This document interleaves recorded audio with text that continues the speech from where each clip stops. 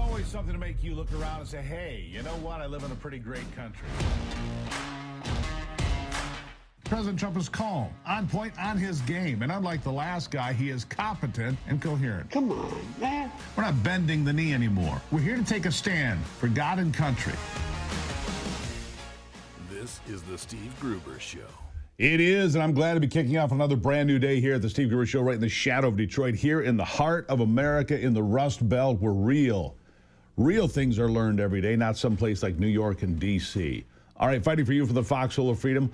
Who do you want in your foxhole? Always an important question. A lot of work to do today. Let's start with the big three things you need to know. Number one, the stock market set all new record highs Monday with President Trump working new trade deals in Asia, and the meeting with dictator Xi coming up in a couple of days. Number two, former New York Governor Andrew Cuomo closing the gap on the communist Mamdani in the run to be the next mayor of New York City. We'll see if that turns out the right way. Number three, we're entering day 28 of the government shutdown for 500,000 government workers. That means they've missed their first full paycheck again. Now, we're going to get into this, but I'm going to give you a heads up. Donald Trump is going to be meeting with Japanese business leaders here shortly.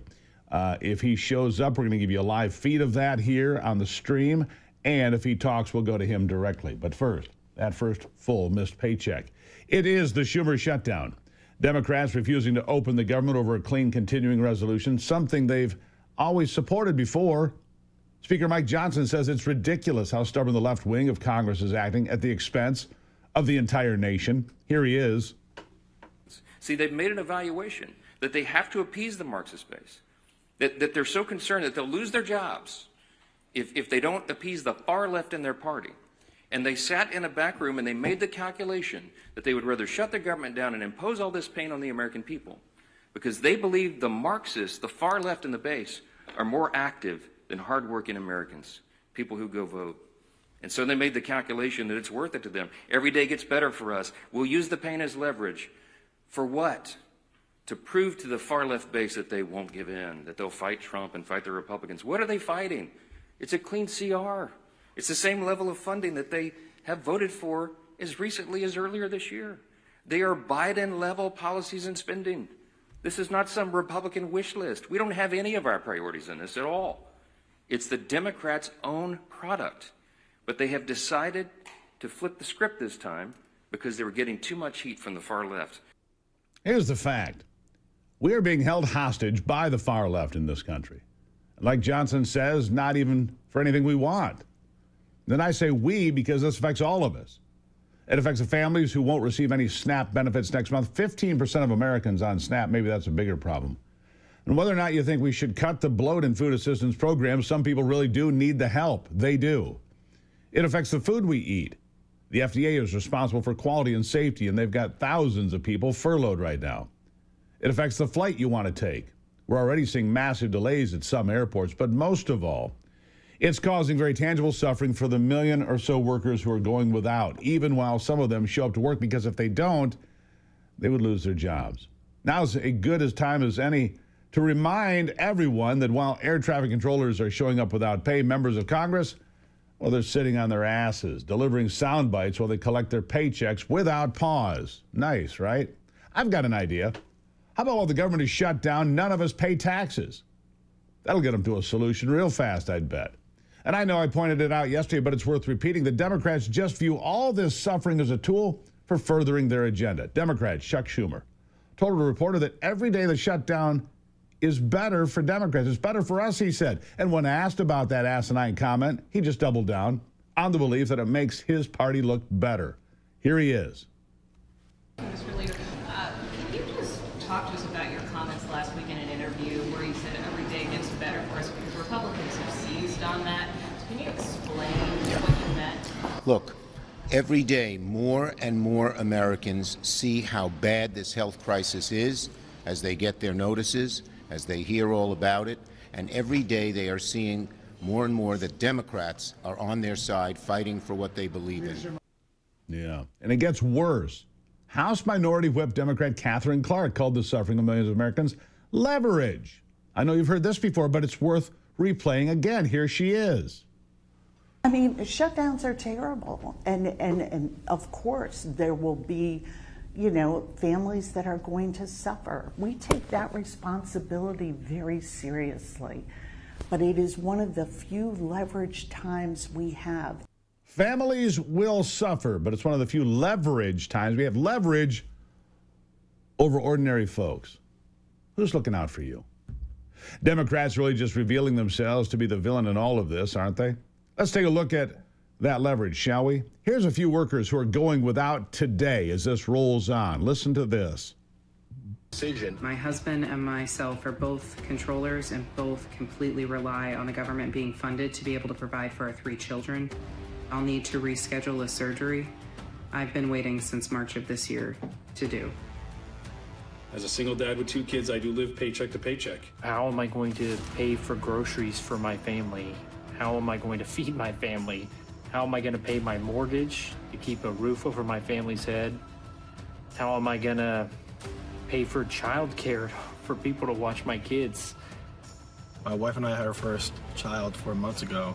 I had to start doing like other colleagues, doing DoorDash and Uber Eats and Amazon Flex, just to make sure I had some income at the end of the month to buy groceries, diapers, and wipes.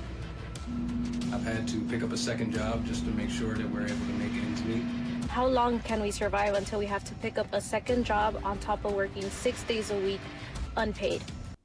Yeah, unpaid. These are the stories the press should be elevating, not their petty complaints over a ballroom renovation. Of course, some of the most heart-wrenching stories come from those who have been forced to turn to food banks, which, by the way, is a testament of the resilience of American charity work, by the way. It's important, painful, but important. Listen. We're going to have enough for everybody. They're sending another truck. With the government shutdown entering week 4 and no end in sight. Just give her 2 boxes and a pizza. For federal workers, the paychecks have stopped, but they still have families to feed. You good? I hope it helps you. The Capital Area Food Bank is now doing food giveaways for federal workers. Here at this site in Hyattsville, many folks asked that we not show their faces, but told us times have been tough. It's not fair that the federal government employees and military members are being used as pawns in whatever this is. And that's exactly what these workers have been turned into. Pawns. It's not a game that anyone wants to play except apparently the Democrat politicians. How about this mom who's having to hide her despair from her own daughter? Listen to this. Federal workers waiting in long lines at this food bank in southern Maryland. I would have never thought in a million years that I would have been in this position to have to go to a food bank.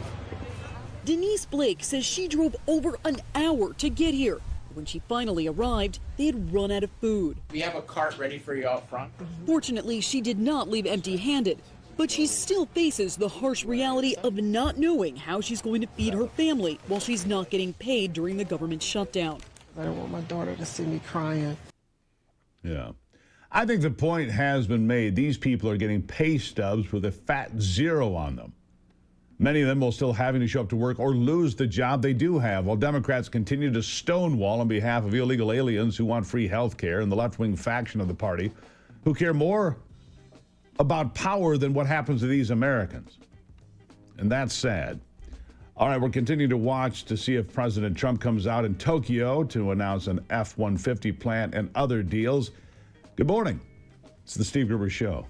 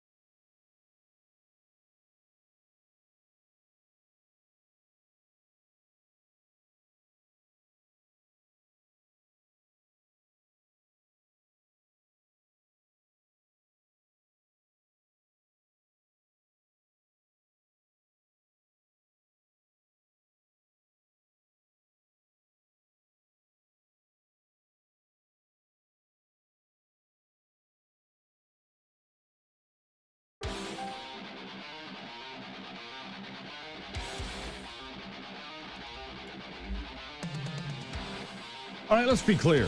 All right, shall we? We are every day on this program, but so let's continue that trend of being clear. This is just another attack, this government shutdown, on America First priorities, because at the end of the day, what President Trump is fighting for is better health care for American citizens by cutting out the waste, fraud, and abuse the Democrats want to protect every single day. Listen. The Democrats should just do a simple extension. That's the best way. The Democrats are holding it up. They want $1.5 trillion for people that came out of prisons, for illegal aliens that come into our country. We don't want to do that because that will really hurt the health care that we have in our country. And frankly, we'd like to see better health care, period. We're not looking to do that. The Democrats can solve that problem with air traffic control. All they have to do is say, the country's open. We only need 5 votes. The Republicans are with us. We only need 5 votes. So let's see what happens. I would imagine that gets taken care of. Not only the controllers, but other people too. All right, there's President Trump on Air Force One giving comments. Now, he has entered the room in Tokyo. Howard Lutnick has stepped to the microphone. Let's see if we can hear what Howard Lutnick, the Commerce Secretary, has to say about some new deals.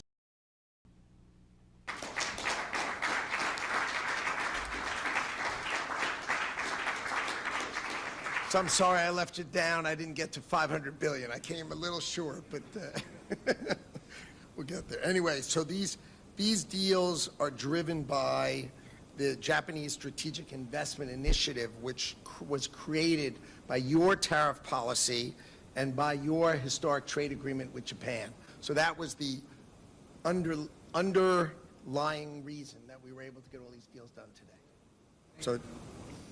So the commitments ensure the economic and national security of the United States of America. We're going to be developing energy. We're going to be developing nuclear, semiconductors, and strengthening the entire domestic supply chain. So I'd like to kick it off, right? And the first company I'd like to announce is Westinghouse, which will invest up to $100 billion in nuclear reactors to restore U.S. energy dominance.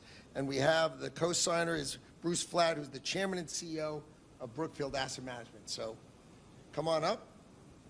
There you go. You can hold it with the president.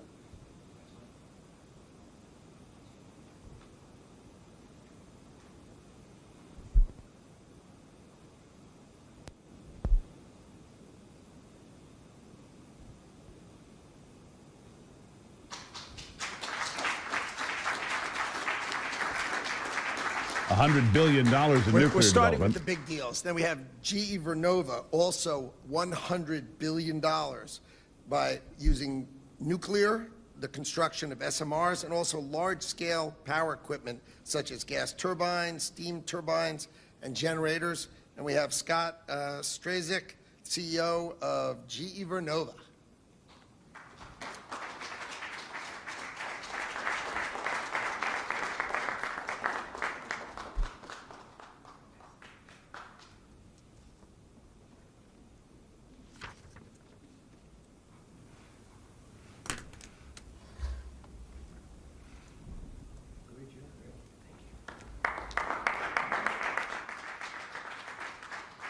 Next, we have Bechtel is doing up to $25 billion in construction and engineering services to build these large-scale power all across the United States of America. And Brendan Bechtel, please come on up. You're watching Commerce Secretary Howard Lutnick announce some very important deals here in Tokyo. President Trump, they're watching all this. $100 billion from Westinghouse for nuclear development. This is coming to you live from Tokyo. $100 billion from GE Vernova for power infrastructure. Bechtel, tens of billions of dollars. Here's another one. Next up is Kiewit, also $25 billion in engineering, procurement, and construction services. Thomas Shelby, come on up, the group president.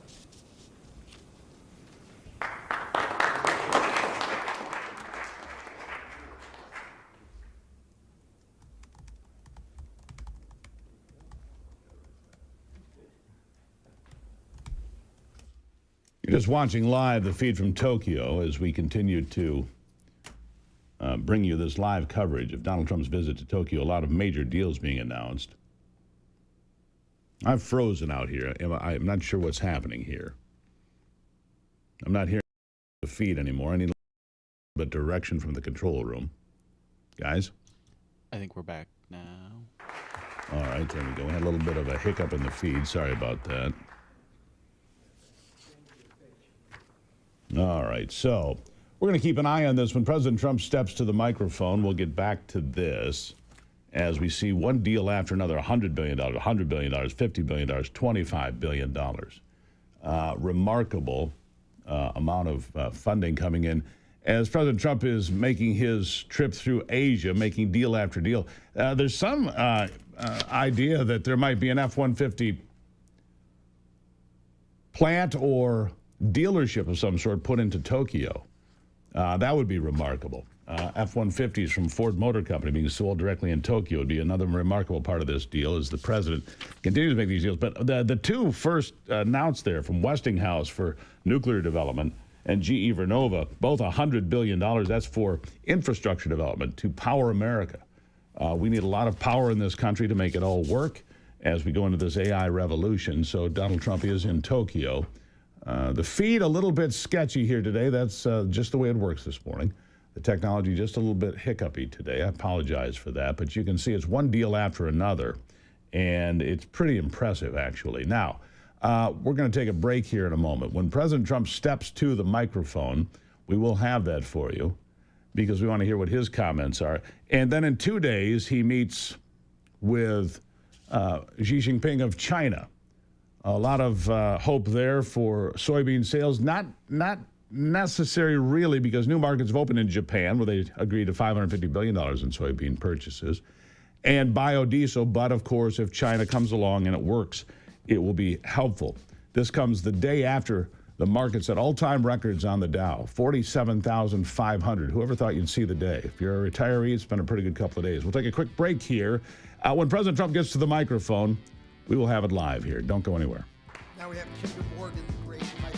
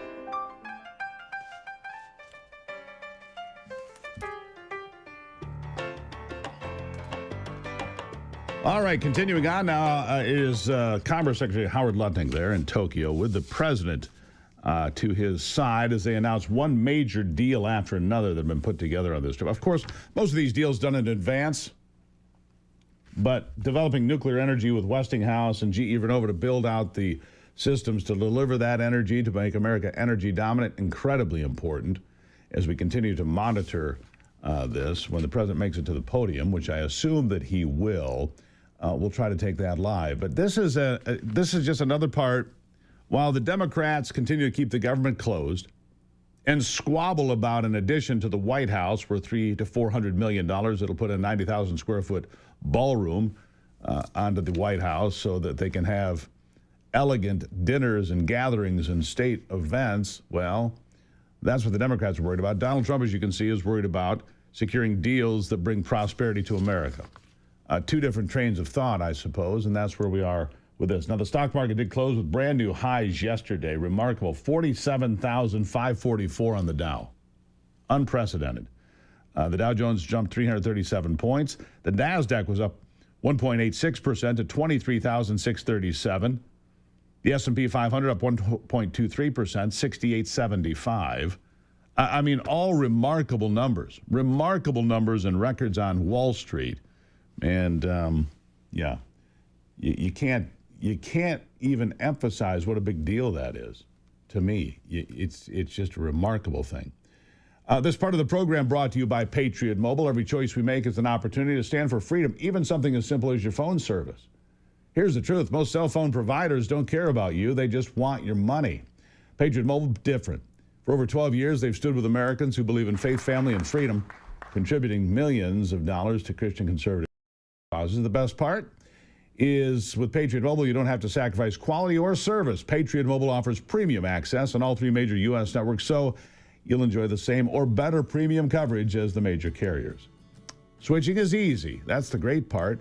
Go to patriotmobile.com. Use the promo code Gruber and get started today with a free month of service. patriotmobile.com.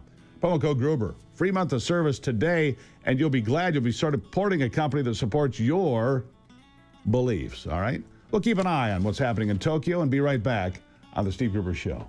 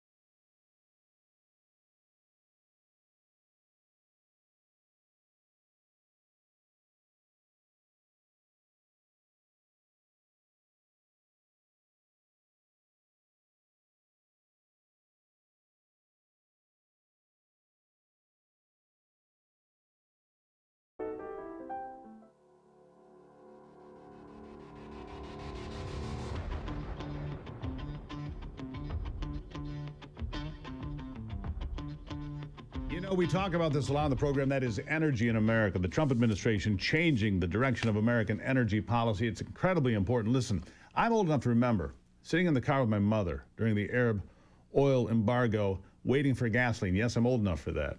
I never thought I would see the day where America wasn't just energy independent, but energy dominant, which is far better, by the way.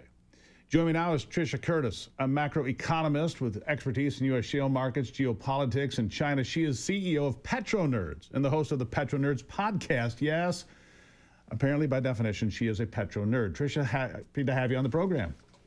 Thank you so much for having me. Glad to be here. Let's talk about this. You wrote a great op-ed about winning against China means winning on energy, and winning against China on all sorts of places is important for America right now. Look, you've got Chris Wright, who I think is doing a great job, doesn't get a lot of press, doesn't need it. He is the energy secretary under Donald Trump. We've got LNG gas lines going in Alaska. We've got more oil production than we've ever had. But energy dominance is the key to our national security. That's my take, but tell me from your nerd perspective, am I right or wrong? Yeah, you know, it really is. It's not just dominance. It's understanding what energy you have and being able to use it. And we are the largest oil and gas producer in the entire world by a very large margin. So we produce 13.64 million barrels per day of oil, and we produce about 130 billion cubic feet per day of gas. So we have to use that, and we have to use it appropriately. And the great thing about Chris Wright is he actually understands that, because he's the first U.S. Energy Secretary to ever have energy experience. So he actually understands what we have and how to utilize it. And importantly, you can see this coal behind me. Coal, while we don't use a lot of it and we really demonize it, and we liken it to cigarettes, you know, the reality is that coal is extremely energy secure, and we have more coal in this nation than any nation on earth. So in terms of energy security, and in terms of having low utility bills, we shouldn't be having these problems that we have because we have more energy than anyone in the world. That's exactly right. West Virginia, Kentucky, Wyoming, you can find great coal all over this country. It's energy dense, and compared to like windmills and solar panels, it's not even a foot race, is it? No, it's not. And, you know, it's not just energy dense, it's power dense. And so when you think about like the actual power density, and the energy density matters, right? Coal and natural gas we use for electricity because it's super dispatchable. You can put it in a power plant and then you can dispatch the energy. Wind and solar is not. And so there's a lot of problems with wind and solar, partly because they're made in China, which is a big problem, and they're made from coal-fired power generation, and they're made with forced labor. But also, when you put them into the grid, then they drive electricity costs up because they are intermittent. I mean, they only work when the wind's blowing. They only work when the sun is shining. And the important thing with that is that it really raises costs to the consumers and your electricity bills. And it's really important to talk about that because everybody's talking about AI and everybody's talking about demand for power and rising electricity costs. But those electricity costs went up under the Biden administration. I mean, we basically had flat electricity prices for a decade at 13 cents a kilowatt hour. And now under Biden administration in 2020 to 2025, we went from 13 cents a kilowatt hour to 19 cents a kilowatt hour on average, and much, much higher in major cities like Denver, where I'm at, and on the East and West Coast. Yeah, and here's how bad it is.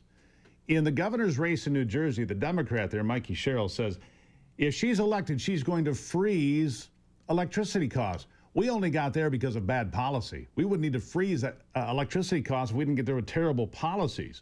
I mean, you mentioned China, right? They're producing at least one new coal-fired power plant a week, sometimes more, not just in China, but all over the world. Many of those in China are not even being put into their grid. They're just being put there for future reference. That's a fact. The biggest coal mine in the world, folks, is in Mongolia.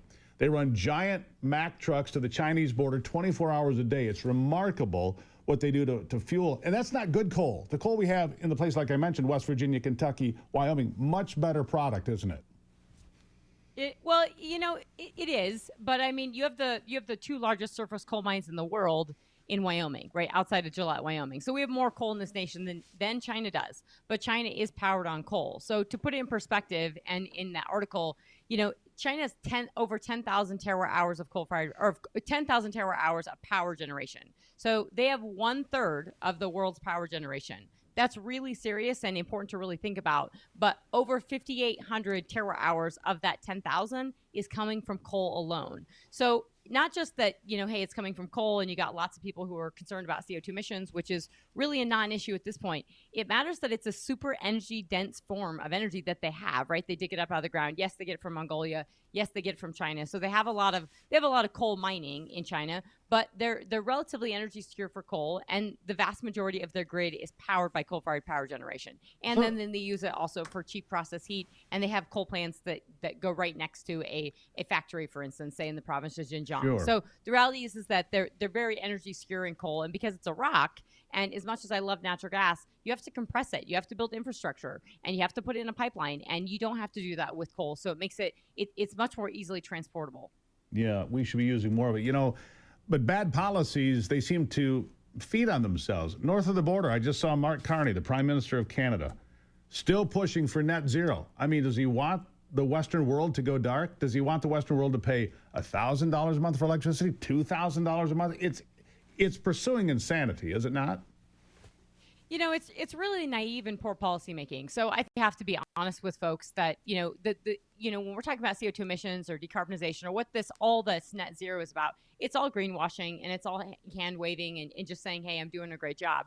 But it's not doing anything. And so I live in a world, a real world, where there's geopolitical realities and that China is a major competitor. And so when you say decarbonization or net zero is to the forefront of my policymaking, you're basically saying I'm okay, giving China all my manufacturing horsepower. I'm okay getting cheap products from them, and I'm okay being completely dependent on them. And that is why China has 10,000 terawatt hours of power, and that is why they're driven by coal, is because they're making the stuff that we buy. And so we have to realize that we have got to start flexing our muscles again. And every time we decommission a coal-fired power plant in the U.S., we're only relegating that manufacturing to China. And super importantly, it's that you have to basically just stop decommissioning the coal in order to stem the bleeding of these rising electricity prices. Add in the natural gas, increase that, stop decommissioning very, very cheap, very reliable coal-fired power generation, and bring in the natural gas. And you got to bring those two together, because that very, very cheap natural gas only works when you have that coal to kind of shave off those price spikes when we do get them. Yeah, I was in Kentucky just a few years ago, and we were looking at this coal-fired power plant not running, and I asked the guys, well, why is that not running? Oh, they're bulldozing it. I said, oh, was it too old? He goes, no, it had 30, 40 years left in it. But that was the plan, and that was in Kentucky. Strange. I've only got about a minute here, but I want to ask you about one headline here, because you mentioned natural gas a number of times. The headline, the U.S. LNG boom could make energy more expensive for Americans. More fear-mongering or true? No, it is fear-mongering. It absolutely is. And I think there's a deep lack of understanding about traditional fuels. I call them traditional fuels: coal, oil, natural gas. There's a deep lack of understanding of all of those in the market, in the stock market. And so when we hear these headlines of, what's this fear around LNG, we produce about 130 billion cubic feet per day of natural gas, of gross withdrawals. So that's more than double the next largest producer, which is Russia. And we have more than enough natural gas in the U.S. to power our grid, to export, to power lots of other folks' grids. And so right now at $3.40, we're an okay price for natural gas, but you need a nice price signal to send to the market, and you have to have, importantly, the infrastructure to move it. But in terms of, do we have the natural gas in the U.S. and can we produce it? Absolutely. And so when you answer that question and you solve for the pricing, and then you say, okay, well, can we export more, and can we solve the world's problems? Absolutely, we can. So this price spike that you're hearing, that we're going to export LNG and then we're going to have a price spike, it is fear-mongering. I got to leave it there. Tricia, I got to leave Okay. it there because we're up against it. But, man, you have been an education. You have. You can find out more at Petro Nerds. It's the podcast. And I want to have you back anytime you want to come back, because we need to educate people about the truth about energy in America. Tricia Curtis, thank you. Absolutely. Thank you. Appreciate it. Really appreciate it. Petro Nerds, check it out. I'll be right back.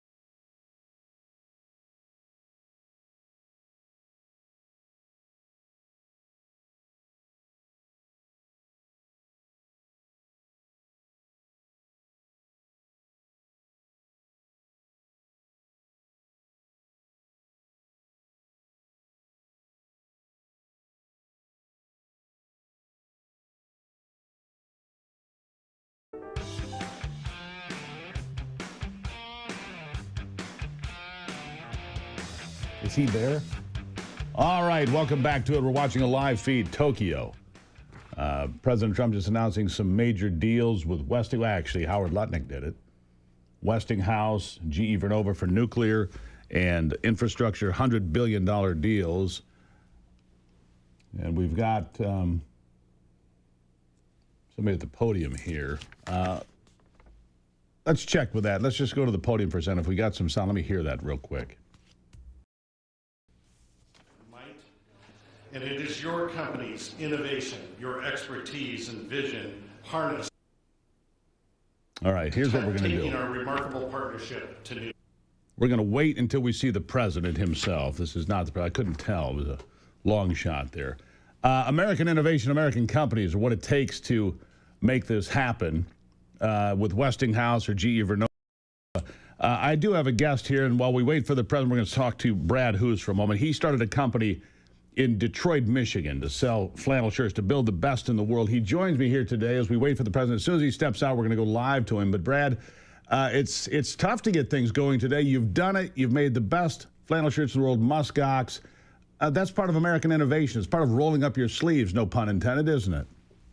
It is. It is. You know, a lot of people thought we were crazy to get into this business 6 years ago, but we've put one foot in the other, and we've grown each year, and we're having our best year to date here in 2025, and we're really excited about that. We got a lot of good things happening, but it takes a lot of work to be able to fight the good fight and create a new business. And we're very grateful for your support, Steve, and more importantly than you, we're very grateful for Gruber Nation for all your support here over the years. So well, I appreciate that. You know, very much here at Muskox. Business is going great guns in some places. Wall Street set all-time records yesterday.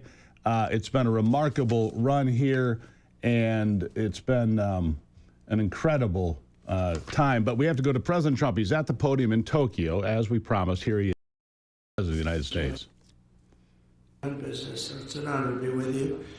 We had a long day, a long couple of days. We were in Malaysia. We're celebrating a great end to a war that could have happened. It was a big deal.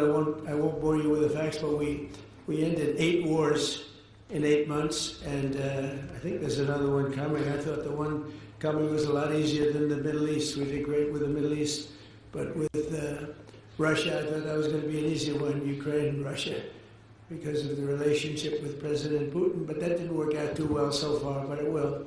We'll get it done too, but that'll be number 9. I think that's just about it.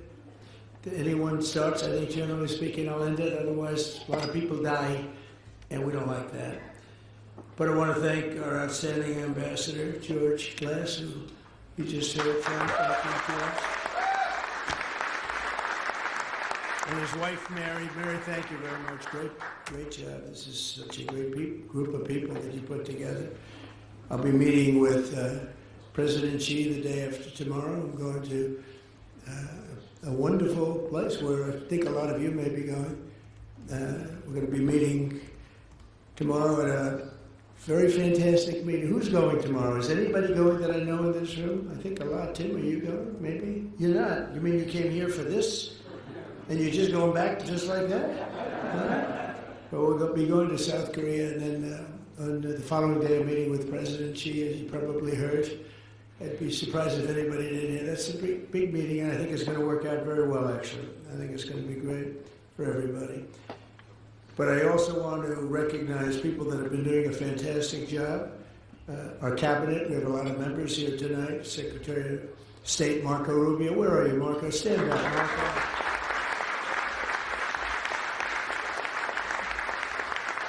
Great job. Doing a great job. They're all doing a great job. Secretary of War, you know, what used to be Secretary of Defense, Secretary of War, Pete Hegseth.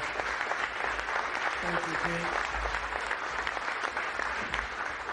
You know, we used to be Secretary of War. It used to be the Department of War, and then we became politically correct. We won World War I, we won World War II, we won everything in between and everything in front of it. And then we'd win wars, but we'd leave after we won. We'd go into wars that we shouldn't have been in, but then we'd just leave. We'd bomb the hell out of somebody and we'd leave. And I said, you know what do you think of that idea? Pete said, I like it. I said, boy, that didn't take long. Right, Pete? But he's doing a great job. He's doing a great job on the border, too. You see what's happening. And we had drugs coming in, a lot of them coming in by sea. There aren't too many coming in by sea anymore. They've decided to take a pass. I don't know if you've seen what's happening, but it's really been amazing what's been happening in terms of our border. We have a border that's totally closed. We used to have a border that was totally open. We took in 25 million people. Many of them should never have been there. And they came from prisons, jails. They came from mental institutions, insane asylums. Some people say, how come you mention both? I said, well, the insane asylum is a mental institution on steroids. And it's beyond the mental institution. We took them both. Then we took drug dealers, we took everybody. What a disgrace. What a disgraceful job they did, the previous administration. And I wouldn't normally say that. But what they did to our country was incredible. And now, you know, we had a country, it was a dead country.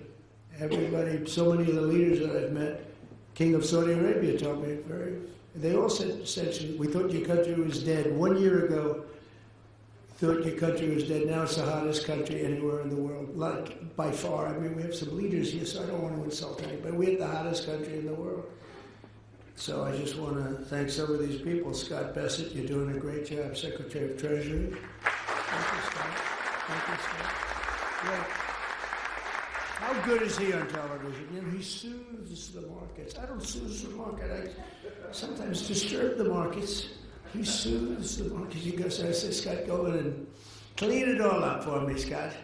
And he goes in, and he's really terrific. He's done a great job. And I'm thinking about him for the Fed. See, now the camera's going, breaking news, but he won't take the job. He likes being Treasury. So we're not thinking about him really, yeah. But we're very proud of the job you're doing. Secretary of Commerce, Howard Lutnick. Thank you, Howard.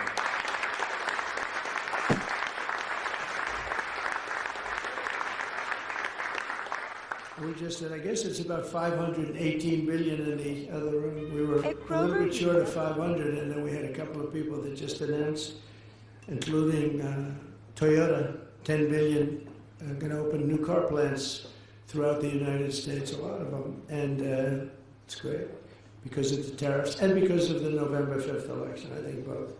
But the tariffs have been tremendously helpful in terms of national security, the national security for our country. And a lot of the wars that I stopped were because of tariffs, and frankly, I did a great service to the world, but because of tariffs, because of trade.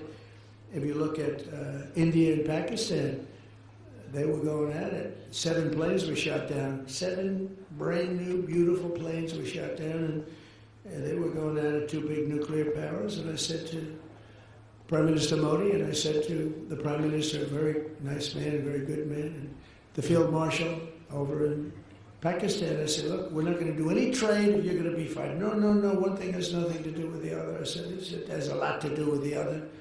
2 nuclear powers. We get that nuclear dust all over the place. All of you are affected from it. Then we said, no, we're not doing any deals if you're going to fight. And within about 24 hours, that was the end of that. It was amazing, actually. And we've done numerous like that.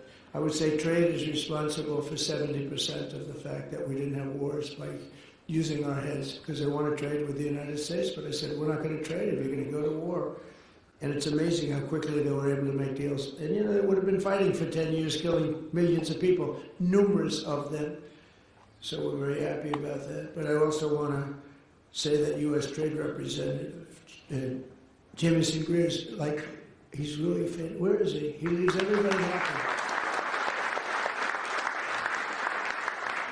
Because everybody, you know, they have such confidence in him. Even the other side, I mean, you have to have both sides have confidence, especially when it comes to trade between countries. But Jamieson, you're doing a great job. Thank you very much. Really appreciate it. And we had a phenomenal day here in Japan with a momentous trade deal. We made a big, beautiful trade deal for both countries. In fact, to the best of my knowledge, I think Japan also had their best stock market day ever. So your new prime minister is doing very well. First female, first woman prime minister, And I said, you already hit the highest stock price you've ever hit. So she's very happy. And All right, continuing coverage together, now of President Donald She's- Trump giving remarks in Tokyo. We join him as he continues to do this. A couple more minutes here on the Michigan Talk Network, just listening to the president talk about some big trade deals and the new Prime Minister of Japan. Listen in. A lot of people, a lot of military people were there, but boy, there was some scene that was incredible. You wouldn't believe that a ship could hold that many people. But I just want to say that she is a delight, and she's going to be, I think she's going to be a great Prime Minister. I really do. I've got to know her pretty well in a short period of time. She was a very good friend and ally of Shinzo Abe, who was a friend of mine, one of my best friends in terms of this world, the world of nations. And he was a great man, and he got, unfortunately, what happened to him was sad, very sad. But he was a great leader, and we miss him very much. But a fantastic tribute to the U.S.-Japanese alliance aboard that ship today, USS, think of it, USS George Washington. It's the only ship that just doesn't come back to the United States. It stays here. It's very proud. This is our largest military contingent, Pete, I think like 66,000 soldiers, Navy and others. So this was a fantastic day. The level of excitement and enthusiasm, it's so easy. People say, how do you speak in front of that many people and enjoy it? When you have so much love, there's such love. There was such love on that ship. It's really easy to do. They don't understand that. It's easy to do. But tonight I'm more confident than ever that the friendship between the United States and Japan is strong as it can be.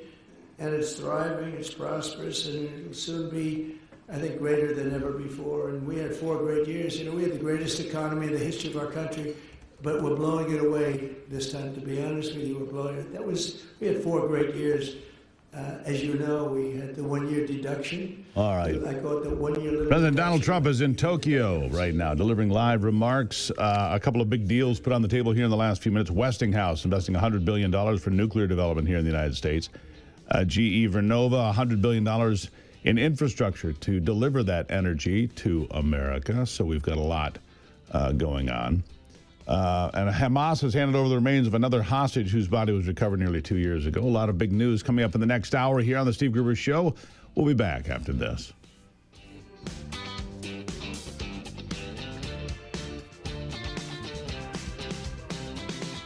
All into one bill, and if we get it done, we're done for 4 years. We don't need anything more from Congress in terms of that, right, Scott? We got it all done. It was a little risky. But because if we didn't get it done, I don't know, who knows what would happen with these radical left lunatics that we have to deal with. But we got it all done, and now we're set, and you're set. The investment in this country is set. You have all that you want. The people in this room are the living embodiment of the U.S.-Japanese economic partnership that together we're taking to even greater heights. It will, I think, never be like it is now, but it'll get even better if that's possible. I especially want to thank Japanese companies, SoftBank. I think Masa is here. Where's Masa? I played golf with this guy last week. He sank every putt, every putt. We played with Bryson DeChambeau. We had a great match. And the great Gary Player. Gary Player's 90 years old and he shot 70. Is that right? That's right. We won the tournament. We had 36 teams and we won the tournament. And we didn't cheat either. You know, a lot of those teams cheated because I know how they play, and they did not shoot those scores. But I think we got, well, it helped to have Bryson hitting a ball 400 yards. You know, it's always nice to have. I said, I'll take Bryson on our team. But we had a great time, and you played great, and you putted very well, and I appreciate it because I now have an extra trophy on my desk, and I like that. Yes, please. That's right.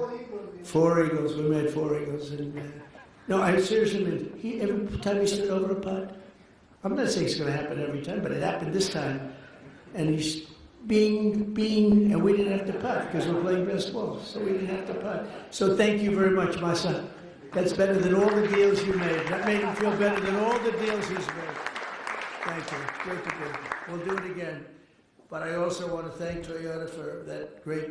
It's not a contribution, it's an investment. We're having investments in the in our country greater than ever before, greater than any country has ever had, actually. We'll talk about that. And I also want to thank the people from Carrier here someplace. Where's Carrier that were here? Just thank you very much. They made a big contribution also to the White House Fund. We're redoing lots of things in the White House. We're bringing it up to the way it should be. And you probably heard, I don't know if anybody heard about, we're building a little ballroom over there. People are loving it. Now they're loving it. It took them a little while to understand what was going on, but now we actually got an editorial from the Washington Post and from the New York Times saying, you got to build that ballroom. I couldn't believe it when that happened. Look, they're back there right now. They can't believe I'm saying good things about it. But it's been great. But I want to thank Carrier.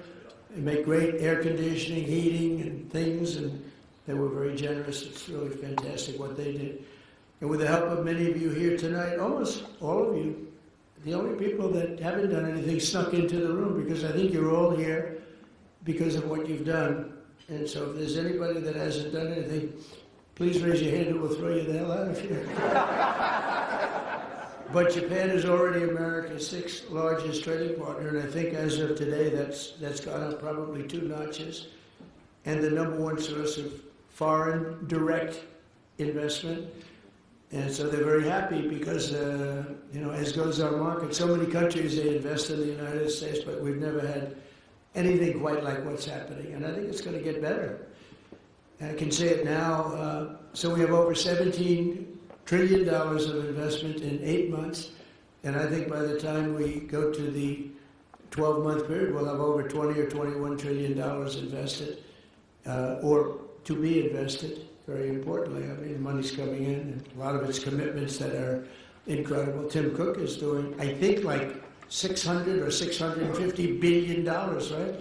Think of it. You've done more than the entire group here. We raised $518 billion, and there's one man sitting here at $650. But good, and they're treating you great, right?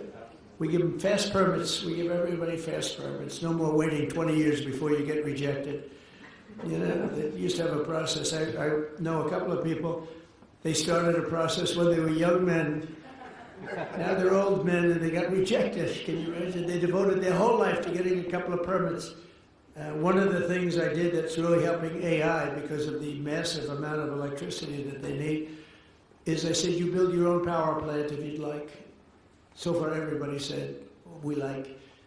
But at first they weren't doing it. I said, I wonder why. Because they didn't believe me. They didn't believe they were actually getting this. We have a grid that's like, a lot of grids, it's old, and nobody ever said that we're going to be, doubling. You have to double or triple the amount of electricity that we currently have. As an example, in the United States, you have to triple it, but double it at a minimum, but really triple it in order to take care of just AI. Can you believe this? More than double what we have currently. So for all of that, we have to more than double it. And they said, well, that's not, something you can do from the grid. I mean, how would you do that? You have an old grid, and it's doing okay. We're fixing it, but you can't do that. And I came up with the idea that you're building a plant. They're spending $50 billion to build a plant. I said, you can build your own electric generating sources. And honestly, some of the people in this room, they're building electric generators that are so far beyond anything that's ever been built before. They're using all different types of fuel. They're using nuclear. They're using oil and gas. They're using coal as a backup. Coal is a great backup. If something happens, you can put it aside, and if you ever need it, you can use it. But it's a great thing and we're getting you very fast approvals. Lee Zeldin's doing a fantastic job. We're giving you fast approvals, so you don't have to wait 9 years. You're waiting a matter of weeks, literally a matter of weeks. You're coming in with the best engineers in the world. You know what you're doing. And so as you build your plant, you're sort of in the utility business, like Con Edison in New York. You're building your own electric. And you can build it as much as you want. And if you have any left over, you sell it into the grid. So our grid picks up a lot of electric without really us doing anything. You talk about private sector, that's the ultimate. But everybody loves it. And they're coming, honestly, I mean, somebody that understands that better than information, which is what the other part makes. You can make a lot of money with information, and but somebody that really does understand the generation of electricity, the kind of plants that are being built are unbelievable. They're far beyond anything being built in terms of your regular utility companies, which, you know, is sort of an older business. So I congratulate you, but the beauty is that you start building immediately. Tim, you don't have to wait.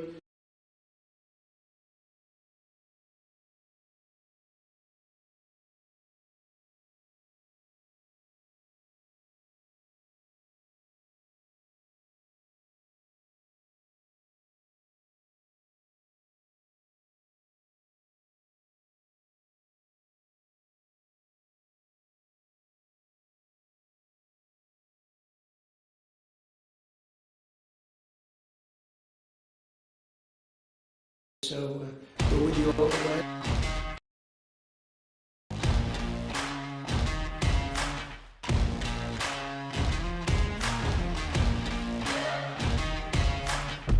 There's always something to make you look around and say, hey, you know what? I live in a pretty great country. President Trump is calm, on point, on his game. And unlike the last guy, he is competent and coherent. Come on, man. We're not bending the knee anymore. We're here to take a stand for God and country. This is the Steve Gruber Show. It sure is, and welcome back to it as we continue in another big hour here on the program. We're monitoring Donald Trump live in Tokyo. We'll give you some more of that in just a moment. But here are three big things you need to know this hour as we fight for you from the foxhole of freedom. Number one, redistricting battles heating up in several states in response to Texas and California. Now Indiana and Virginia are ready to rewrite the lines in their states. We'll tell you what that can mean. Number two, federal workers are bracing for another Friday with no paycheck as the government shutdown hits day 28. No end in sight as Democrats are posturing and blaming Republicans. And number three, as I said, Donald Trump speaking live in Tokyo. We can dip in and listen to what he's saying just for a moment here as he's announcing some big trade deals. Listen in. Minerals, shipbuilding, we're starting shipbuilding together. And they're doing pretty well with shipbuilding. They're number three. They're going to be coming over to the United States and building ships in some of the yards. We have some great yards. You know, the United States was number one during World War II, number one in the world in shipbuilding by far. We would produce a ship a day. Can you believe it? A ship a day. You know, freighters and this and that. But actually, a ship every 8 hours at some point with Liberty ships. Anyhow, but Donald Trump made some other big announcements here this morning. Westinghouse, $100 billion investment in nuclear development in the United States. GE Vernova, $100 billion in infrastructure to deliver that energy to America. It's one big deal after another. Several others, 50, 25, $10 billion, one after another announced this morning in Tokyo. We'll have a complete rundown of that coming up for you tomorrow as we explain all the deals being made, including deals on soybeans for $500 billion. And then, of course, President Trump meets with President Xi of China. That's happening on Thursday. We'll have that as well. Could be a live program to keep track of with that. All right, so the shutdown continues. Speaker Mike Johnson called out the Democrats for their unprecedented government shutdown.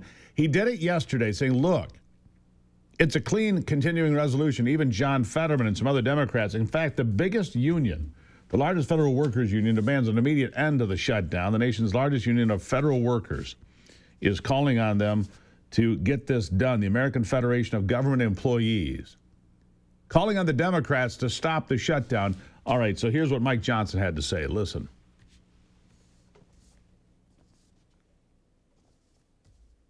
Last week, 1.4 million federal workers missed a full paycheck.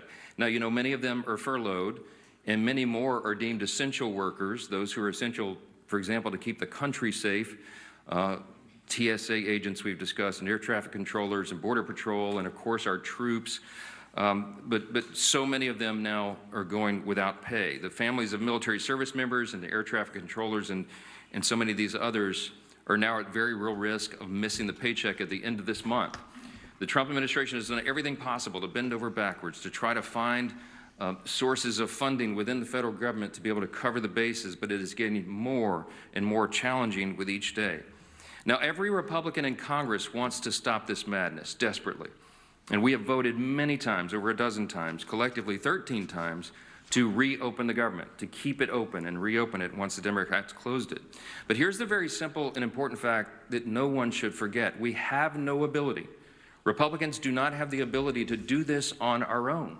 It's a simple math problem. We need Democrats to help. You need 60 votes in the Senate.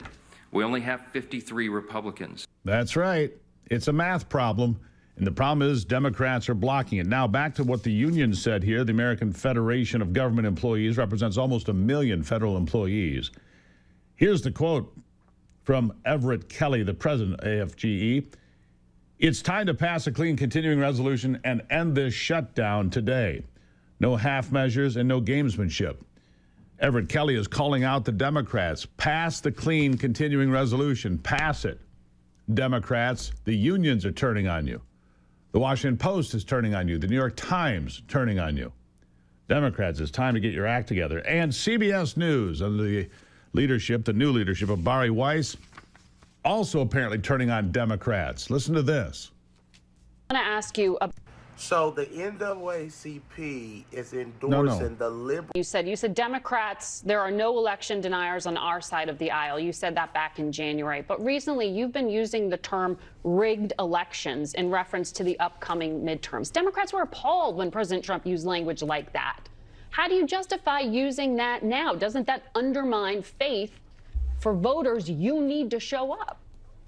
No, I've been using that term in the context of Donald Trump's unprecedented effort to gerrymander congressional maps in a partisan fashion all across the country in order to rig the midterm elections and deny the ability of the American people to actually decide who should be in the majority as it relates to the House of Representatives. You know, Democrats are also going through gerrymandering and redistricting. No. Well, Democrats are going to push back aggressively to make sure that we have fair maps across the country, not partisan gerrymandering, which Republicans have initiated in state after state after state. That's completely false, of course. And here it is. Of course, you've got the Democrats gerrymandering in California. There are 155 million Americans, roughly, that have zero Republican representation in this country today, 55 million that have no Democrat representation. So it's three times the Democrats have gerrymandered over the Republicans. And so now Virginia says they're going to redistrict. They hope that they can flip more seats to the Democrats. Virginia House Speaker Don Scott called members of the House on Monday. They hold 6 of the 11 seats now. They think they can flip 2 or 3 more. So Virginia will basically be all blue. Right now, there's not a single Republican representing any place in New England. Not one. Not one. Indiana has now been called into special session by the governor there, Mike Braun, saying, look, we're going to have no representation if we don't do what needs to be done. They think they can flip 1 or 2 seats to the Republicans there. Meanwhile, a lawsuit challenging New York House district boundaries as well on behalf of 4 New Yorkers that claim the state's congressional map unlawfully dilutes black and Latino votes in the 11th congressional district. This is going to get thrown out, by the way. It is, because the Supreme Court's going to rule on that Louisiana case on race and districting. So what if the medicine that helped save millions during the pandemic was being made mostly in China? It's true. About 58% of the world's ivermectin supply comes from China, 75% from Asia overall. But the wellness company, that didn't work for them. So they're introducing American-made ivermectin, safe, trusted, produced right here in the United States. Ivermectin has been prescribed globally for more than 3 decades, even earned the Nobel Prize in Medicine for its proven ability to eliminate parasites and support overall health. New research also points to potential benefits for skin, immune systems, and cancer support. Most pharmacies charge $5 a tablet, but the wellness company is offering a higher 18-milligram dose for just $3. And there you have it. You'll get a 6-month supply designed for 4 21-day cleanse cycles, all at an unbeatable price. Support American medicine, not China's supply chain. Get your U.S.-made ivermectin today. TWC.health/Gruber, the wellness company. TWC.health/Gruber. Use the promo code Gruber. You'll save $30 and get free shipping. Yeah, it's a big deal. All right. Still to come on the program, we're going to be considering Republicans may go nuclear to end the shutdown. They should. It's time to end this. It's what the union wants. The largest federal workers union blaming Democrats now, as are the Washington Post, the New York Times, and ordinary Americans everywhere. We'll be back with that in a moment.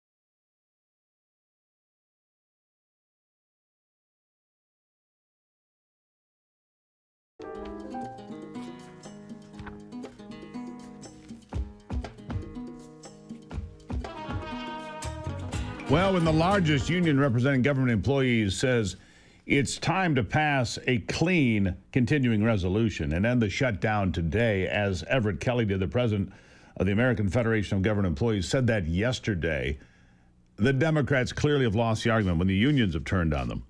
When the Washington Post, New York Times say it's time to clean up this mess, when CBS News has turned on you, it's maybe time to move on.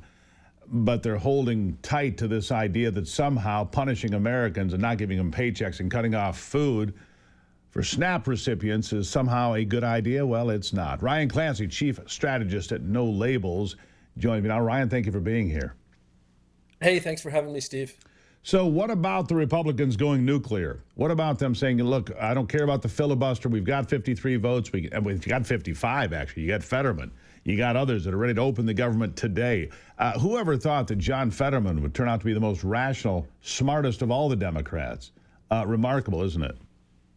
Well, Steve, we No Labels have been against this shutdown from the beginning. We're against shutdowns as a tactic. They're stupid. They don't do anything. But we think it would be a disaster to get rid of the filibuster, to get out of this. And it's because of the long-term consequences of this. The filibuster is the last institutional safeguard that forces Democrats and Republicans to work together. And for Republicans who are thinking to themselves, I'm sick of these Democrats, let's just steamroll them.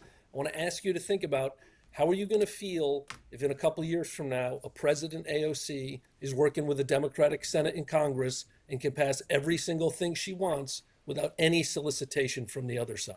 Yeah, there'll be no President AOC. I appreciate your point, though. That won't happen, but I appreciate your point. So what do? You've got the biggest union saying open the government. You've got a couple of Democrats saying open the government. But today you've got federal workers missing the second paycheck in a row. You've got people at TSA that have to go to work or they'll lose their job even though they're not being paid. Just as an example, that's true across many platforms of government. How do you get it done then? Because Democrats don't care. Look, the fact is the only way we're going to get out of this likely is with a clean CR. The same thing that we would have got out of this, a couple 28 days ago. 28 days ago. Look, Steve, I think that there's good odds that cooler heads actually do prevail on this soon, because as you noted, the thing with these shutdowns is the consequences, they accumulate. So you don't feel much for the first couple of days, and then as you noted, you got SNAP recipients getting cut off, you got public hospitals being jeopardized. Pretty soon we're going to start to see, maybe there's a report of a food inspection gone awry somewhere because USDA isn't doing active surveillance anymore. So this has got to end. It's got to end, but the Democrats don't seem inclined to do that. I mean, we heard Catherine Clark, the number 2 Democrat, say people are going to suffer. That's the leverage we have. You heard Chuck Schumer say this shutdown gets better for us every day. This is insane.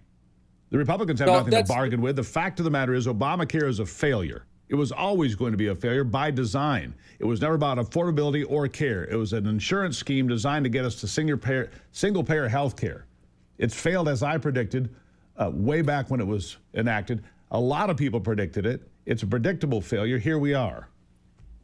Well, Steve, there are 2 separate issues here. There's government funding. And look, the problem is it's got conflated. So the Democrats have, I think, in error, conflated opening the government with these expanded healthcare subsidies. One thing has nothing to do with the other, right? If you want leverage as a Democratic negotiator, here's what it is. These premiums, flawed program though the ACA is, they're going to go up for a lot of people next year, and people are going to start getting notices next week that their premiums are going up. The moment that happens, angry congressmen and senators are going to start getting phone calls and emails all day, every day. Well, here's the thing. The point is, the premiums have gone up double digits every year for the last several. For me, I know I am a small business owner. I have to buy my own insurance. Double digits under every year that Joe Biden was in the White House. Again, Obamacare is a flat-out failure, but it was designed to be a failure, in my estimation. And yeah, the premiums are going to go up unless the taxpayers of America fund it, which is just it's the same thing as the EV financial support for the taxpayers. It's not a business plan. It's grift. Go ahead. Well, look, Steve, there's 2 separate questions in my view. Is if your point is that the ACA has all kinds of issues with it, I'll agree with you. I live in New York. You should see what the individual insurance exchanges look like here. It's impossible to get a good plan affordably. There should be some fundamental reform of the insurance markets. In the meantime, that's not going to happen though in the next 2 or 3 months. There is probably going to be some kind of solution, and there probably should be one that papers things over for another 6 months, a year, whatever it is, because people will get ambushed with premium increases, a lot of them in Republican districts, if they don't get some kind of solution before the end of the year. Well, that's all true, and all by design. I agree with you on all of that. It was designed to fail. It was designed to put Republicans in a corner. It was designed to create single-payer health care, which has been a global failure, not just here. I mean, why do you think people from Canada come to America for heart surgery and 1,000 other things? Because they can't stand in line for 9 months waiting for their heart surgery because they'll be dead. Yeah, that's a fact. Anyhow, I'll give you the last word here. The government shutdown has to end. Democrats, it's up to them. The filibuster, I agree, we should keep it. But yeah, as long as we do, Chuck Schumer's going to hold the line, apparently. Go ahead. I want to really just emphasize that final point, Steve. It's so important. I understand it's this arcane procedural Senate tool nobody cares about, nobody's heard of. But trust me, if that filibuster goes away, everything people hate about politics is going to get a lot worse, and it's going to get a lot more partisan. So we got to find a way through the shutdown, but do not kill the filibuster to do it in the short term. Ryan Clancy, Chief Strategist, no labels. Thank you for being here, Thank you, Ryan. Steve. I think you make some sense today. We'll see how it plays out as it's getting tighter, the noose that is around politicians. Thank you, sir. Thank you. All right, still to come. Daniel Cochran will be here, Senior Research Associate for the Center for Technology and the Human Person at the Heritage Foundation. AI wars, getting personal. What does that mean? We'll talk about it coming up.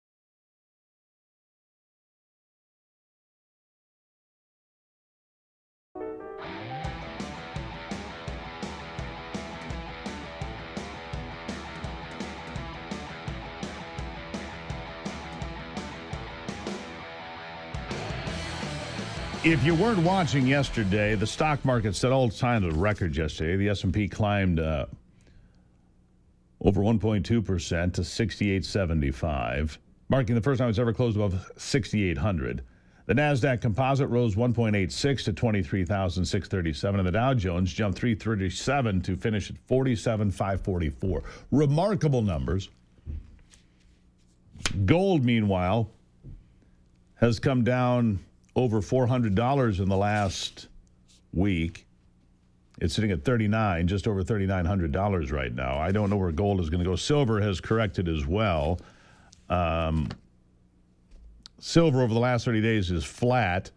Gold is still up 4.5% over 30 days, but down. It was up 58% for the year. Now it's 44%, so it's corrected tremendously.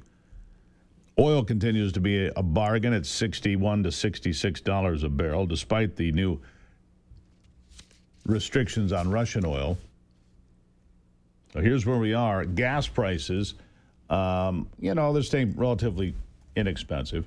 30 states now are under $3 a gallon. 30 states. Where is it for you? It's $3.04 nationally. In Mississippi, it's $2.59 is the average in the state. Where I live, $3.04 is the average in Michigan.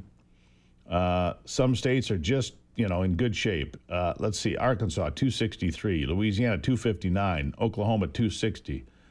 Texas, $2.60. Same thing. It is remarkably cheap. And there you have it. So gas prices mean that inflation is coming down. It's not a bad place to be. All right, still to come. We're going to talk about the AI wars. Heading into the midterm elections, the AI wars are critical as we head into those midterm elections. We're going to talk about that coming up here. You can always find out more at stevegruber.com. Make sure you follow me on all the social media platforms. Stay up to date on all the things that matter most to you. All the things that matter most. I'll take a break and be right back. It is The Steve Gruber Show.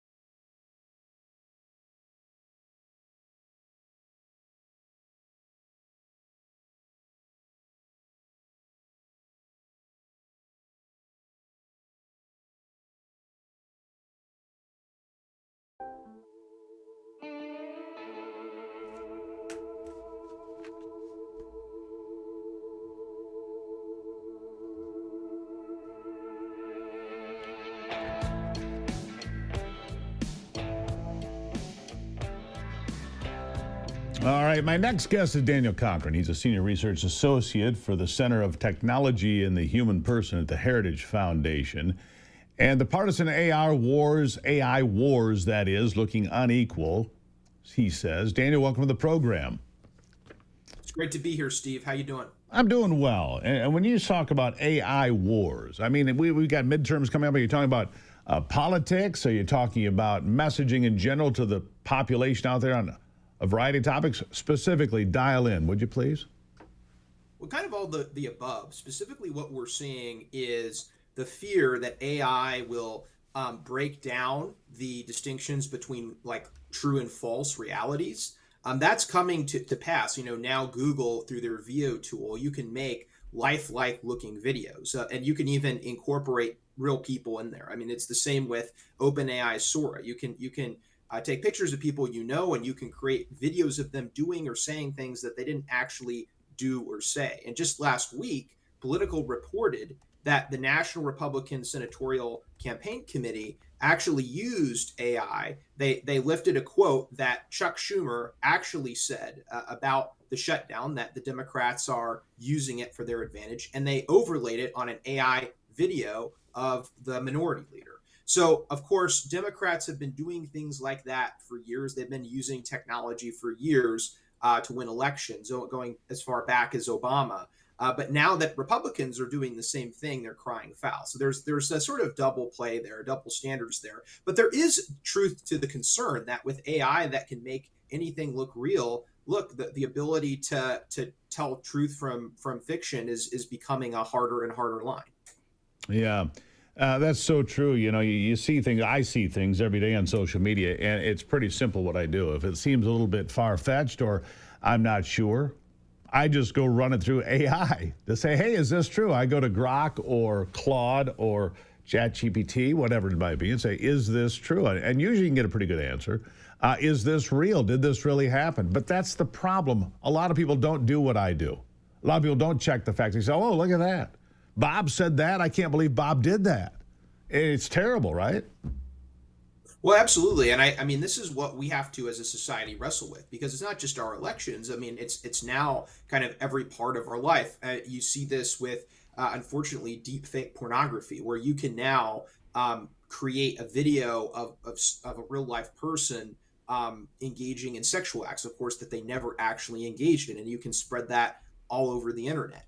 I mean, that's something that Congress wrestled with when they passed recent legislation to prohibit deepfakes, or at least to provide a mechanism to take them down. But a lot more is going to be needed, because this technology now that it's hit so many people and it's being democratized, the effects of it, I think we're just seeing the very beginnings of that.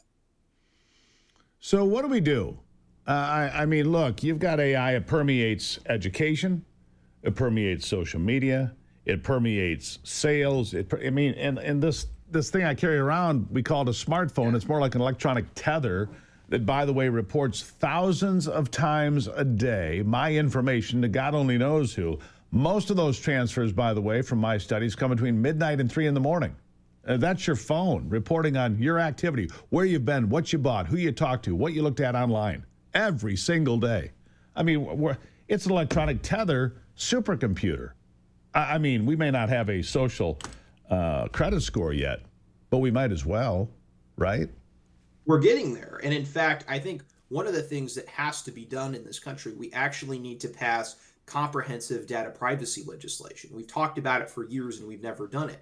But it's especially important in the age of AI, because as you noted, Steve, AI is really about pattern recognition, right? It's able to take a lot of data from different sources and then piece together patterns about individuals, individual behaviors, individual beliefs, who you voted for, as an example, who you're likely to vote for. And then it's able to use those, people are able to use those predictions for all kinds of purposes, right? From polling voters to messaging to figuring out how to nudge or persuade you towards a particular product or candidate.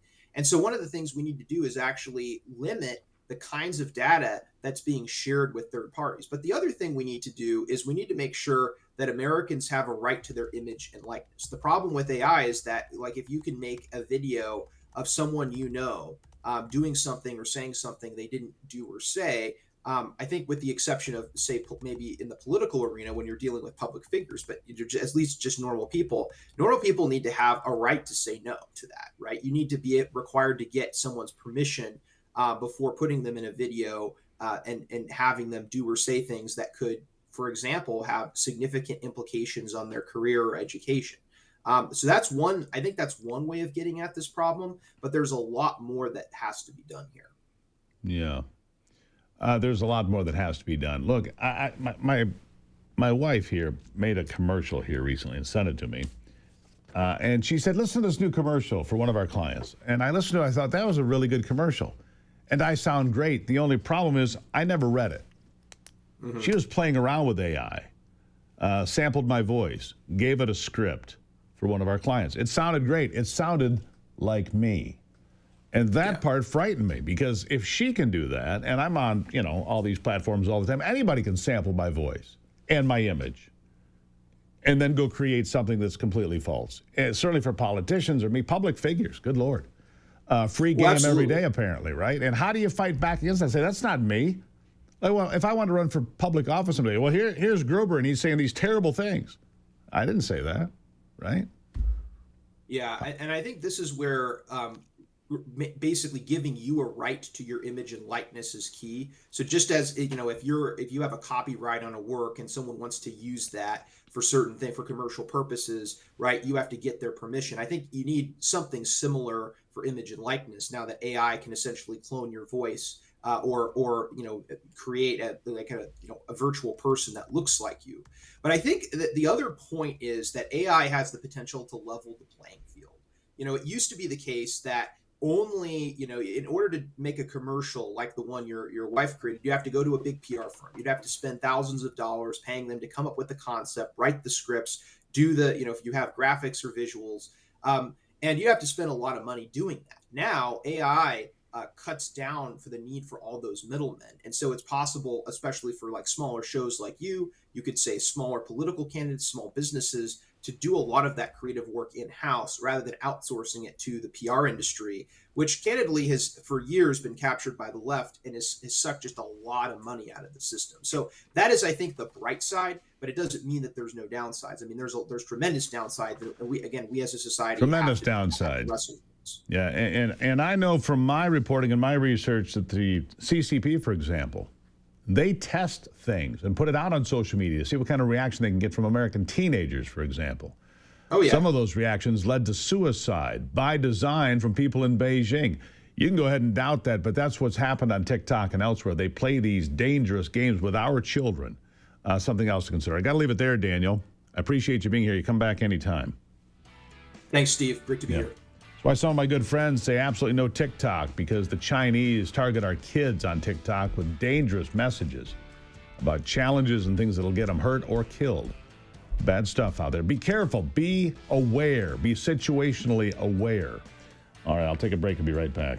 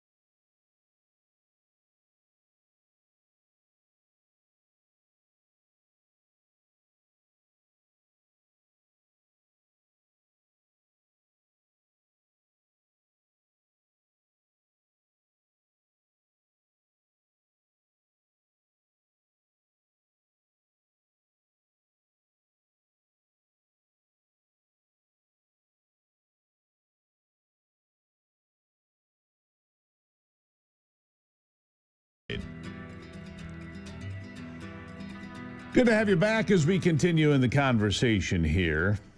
Working our way through the conversation, and we're working to get our next guest on the air to talk about vaccine education.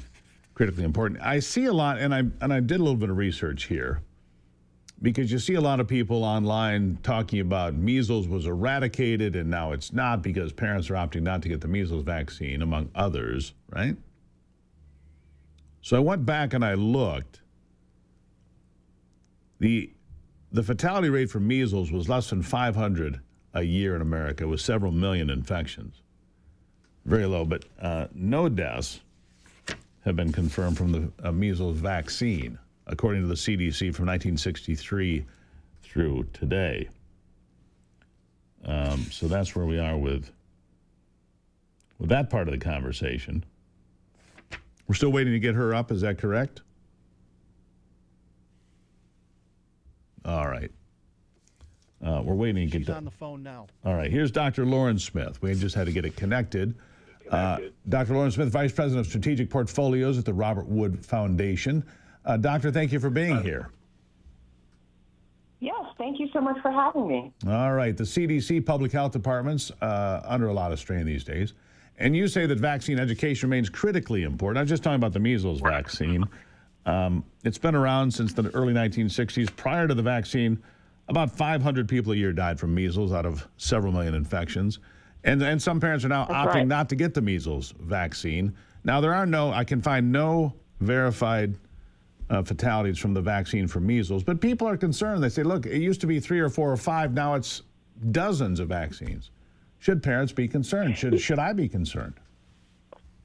I think you are asking a really good question, and I'm so glad that you bring up sort of what it was like at the beginning. And I think what's important to emphasize is that the vaccines have been so effective at eliminating what were once common diseases like measles, like you were describing, polio, rubella, even whooping cough, that many people really no longer have any firsthand experience with the dangers that these illnesses pose. And so people who grew up after vaccines were introduced are now having their own children, and because they haven't seen firsthand what these diseases can do, they're essentially underestimating the severity of the diseases and the critical importance of vaccinations. Well, what I see people argue online, and I don't really have a position on measles. I had measles. I was home watching The Price is Right for a couple of days with a mild fever, and I looked like I'd been hit with a ball-peen hammer 1,000 times. Whatever. But 500 deaths a year, we ended those. I mean, that's 500 people that didn't die since 1963, so it's a few thousand people that have survived. But what about the concern? I mean, there is a concern among parents that we've gone from a handful of vaccines to giving things like the hepatitis B vaccine as soon as the child's born. Unless the child is an intravenous drug user or something of that nature, which clearly they're not as a newborn, why would we give that vaccine? It's one of the questions I see online. What is your answer?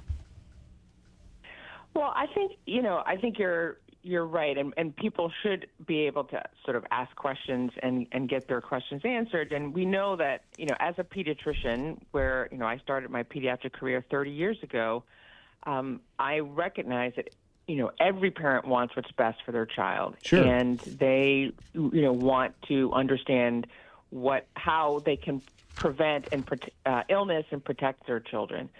So a couple things I would say. One is that the decline in routine vaccination rates that you may have been talking about is, in fact, leading to outbreaks of vaccine-preventable illnesses. So although you had a relatively mild case that you were describing, this year we've had over 1,600 cases of measles, and 12% of them have resulted in hospitalization, including 22% of the children under 5 who've gotten measles have been hospitalized. So I think a 1 in 5 chance for young children being hospitalized is not minor and is something that, parents should be aware of. And historically speaking, if I may, that'd be a lot higher than the historical average, because the average used to be about 48,000 a year would be hospitalized. Encephalitis cases about 1,000. Like I said, deaths less than 500, but over 400, somewhere in the mid 400s. So if it's 1 in 5, that's far higher, because you've got 4 or 5 million cases and 48,000 being hospitalized. today's rates far higher for hospitalization. Now, is that because we have better health care, because we have better doctors like you that are more inclined to say, let's get the kid in the hospital first before we wait? I mean, what is it? Yeah, that's a good question. I'm not sure I know they can answer that particular question of why the hospitalization rate might be different, but I'm just sort of reflecting what we have available now, and I think perhaps it's because people don't want to have children suffer the consequences of the encephalitis, the pneumonia. Many of the cases were related to pneumonia, where children have difficulty breathing and require oxygen, that kind of thing. But I think parents should ask their pediatrician or their family practice provider or, a knowledgeable, experienced health professional when they have questions about the vaccine schedule or what vaccines they should give their children. Those are the folks that I would suggest that people really connect with, as opposed to getting information or really sometimes mis and disinformation on the from internet. people.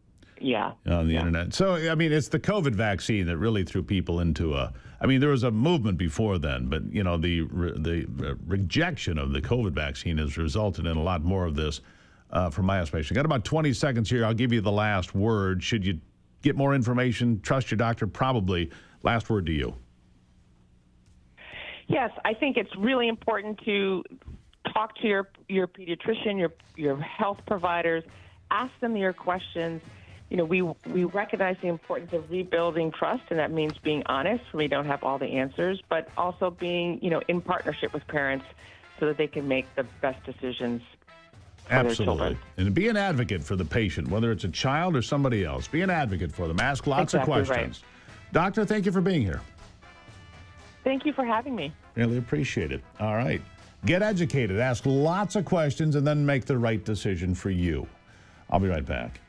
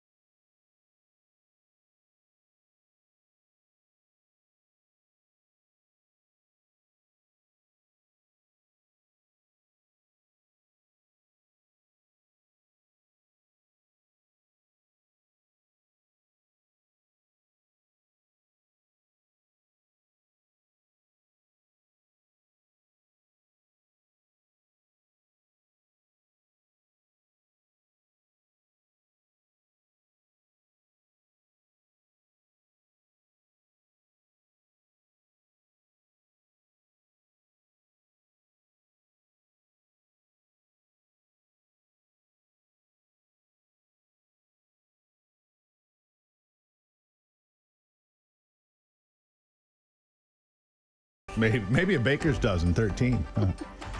All right, so Anthony is nutball. Okay, and that's not important. Now what's important is Brock Palmbush has sports. With a look at sports, I'm Brock Palmbush. Freddie Freeman hit a solo home run to lead off the 18th inning, and that gave the Los Angeles Dodgers a 6-5 victory over the Toronto Blue Jays in Game 3 of the World Series last night in Los Angeles. Shohei Ohtani went 4 for 4 with 2 home runs and was walked 5 times by Blue Jays pitching. The game took 6 hours and 39 minutes to play, and at 18 innings played, it's the longest game innings-wise in World Series history. Dodgers lead the series 2-1, Game 4 tonight in L.A. In NFL Monday Night Football, it was the Kansas City Chiefs over the Washington Commanders, 28-7 in KC. Chiefs quarterback Patrick Mahomes threw for 299 yards and 3 touchdowns. The Chiefs are now 5-3. The Commanders dropped to 3-5. In the NBA, there were 11 games. Winners included Cleveland, Boston, San Antonio, and Golden State. And in the NHL, there were just 2 games. Winners were Pittsburgh and Ottawa. That's a look at sports. Back to you, Steve. All right. Lord. I was going to ask you about pitch count, Brock, but come on. 18 innings, who's counting pitches? All right. Exactly. Good Lord. Anybody following our social media yesterday, our Facebook page at the Steve Gruber Show hacked yesterday. We realized that when there was some article put up by some guy, Muhammad something or other, who said that Donald Trump had passed away. We're like, whoa. Anyhow, Ivy thought she had it correct, and then another one popped up. And so I'm reading this article that was just handed to me by Ivy. 183 million email passwords exposed in a data leak, including millions of Gmail accounts. Millions. 3.5 terabytes of data surfaced online this month, so it's out there. 16.4 million addresses never seen before in any prior breach have been released. Oh, good Lord, it's a mess. This is the problem with an interconnected world. There's people out there that have nothing better to do than post stupid stuff on my Facebook page, apparently. But remain vigilant, my friends. If it looks kind of dumb and it's on my Facebook page, it's probably been hacked. I think we've got it fixed now. We went back and corrected all passwords and everything else. We'll see where it ends up. But you've been warned. Coming up, it is that time of the year. What was the temperature this morning? Was it in the 20s? It was cold. Anyhow, hot donuts and cider for you. Well, for me anyway. Sorry, I can't pass it through the microphone or the screen, but I'll show them to you. That's all part of the next hour here on the Steve Gruber Show.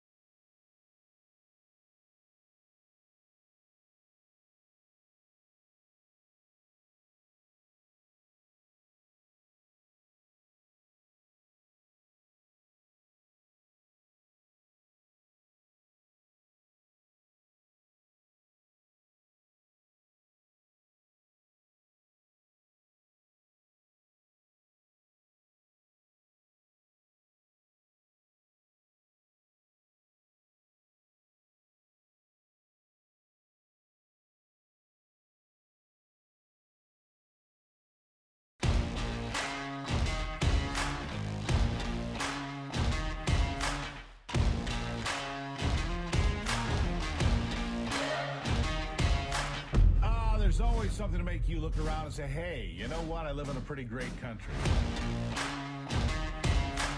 President Trump is calm, on point, on his game. And unlike the last guy, he is competent and coherent. Come on, man. We're not bending the knee anymore. We're here to take a stand for God and country.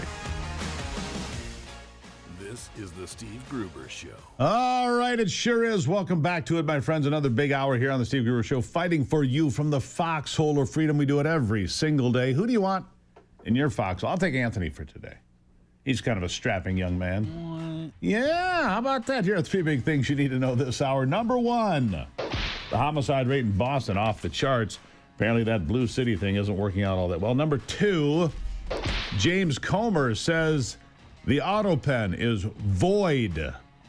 He wants the DOJ to investigate Joe Biden's auto pen use. Not Barack Obama. Maybe he used it too. And number three, speaking of Obama, not happy with Nancy Pelosi's endorsement of Kamala Harris, according to a brand new book. Yeah, that's right. Apparently Barack Obama angry with the former Speaker of the House and her quick endorsement of Kamala Harris.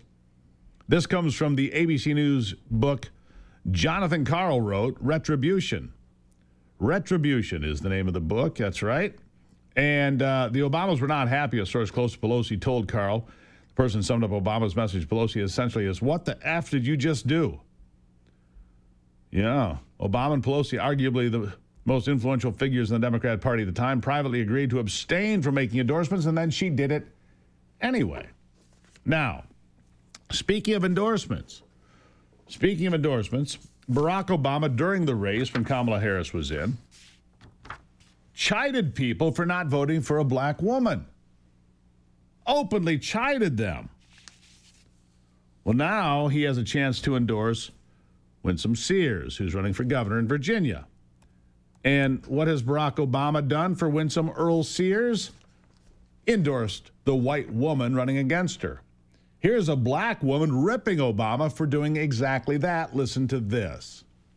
Now, y'all help me make this make sense. Last year, I saw Obama chastise black men saying, y'all not supporting this Indian woman. Remember Kamala, who wasn't black, is not black. You know, was, is, or not. Okay? She's Hindu. She's Indian. But I watched Obama sit there and chastise black men saying, y'all don't want to support this woman. But at the same time, turn around, go to Virginia and campaign against a real natural black woman. Y'all, listen, this let me know one thing. This ain't got nothing to do with color. This ain't got nothing to do with color. It's either God's side or Satan's side. God's side or Satan's side. Nothing to do with color.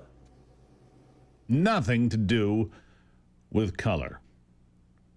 Yeah. Winsome Earl Sears, an immigrant, legal immigrant from Haiti, who served in the American Armed Forces, who is currently the lieutenant governor in the state of Virginia, and Barack Obama openly campaigning against her. She's not a socialist, you see. She's not a fringe radical leftist, you see. Oh, and by the way, speaking of black men, right? Black men and the race in Virginia. Well, here's a black man talking about the NAACP. The NAACP, the National Association for the Advancement of Colored People. Been around for years, a civil rights group that is there to promote the interests of blacks and black voters and the black population in America. Right? Who did they endorse? Listen to this. So the NAACP is endorsing the liberal white woman in Virginia over the conservative Christian faith-filled black woman in Virginia for candidate. The NAACP needs to be disbanded. This is an organization that I have no respect for, that at one time did so much for the African American experience in this country, has now become a laughingstock and a joke, has become an organization with no morals, no values, and doesn't represent the civil rights movement that were led by mostly a lot of Christian ministers It has become a Marxist organization that endorses transgenderism, that destroys the black community, that endorses everything demonic and evil about that's toxic about the black community. There you have it. Barack Obama endorsing the liberal white woman over the actual black woman who's highly qualified, military veteran, legal immigrant, actually black from Haiti. The NAACP endorsing the same far-left liberal white woman against a black woman in Virginia in the race for governor. It looks like the radical leftist white woman will likely win. Isn't it remarkable how the left plays the race card over and over and over? But when it gets down to it, it's time to endorse and support a black woman who's highly qualified. They don't. Yeah, you can draw your conclusions from that, all right? James Comer is unleashed on Joe Biden, demanding the DOJ probe the auto pen use in a scathing new report. He says that he considers Joe Biden's auto pen signatures to be void because he says there's no evidence that Joe Biden knew who he was commuting sentences for or pardoning. No evidence of that, he says. So the DOJ needs to step in and clean it up, he says. Well, I don't know if that's going to happen. But he said there's a haphazard documentation process. Nobody knows if Joe Biden was even in the room or had any idea who was getting pardoned or getting sentences commuted. He said no idea. And what about executive orders that Joe Biden was allegedly putting his name to?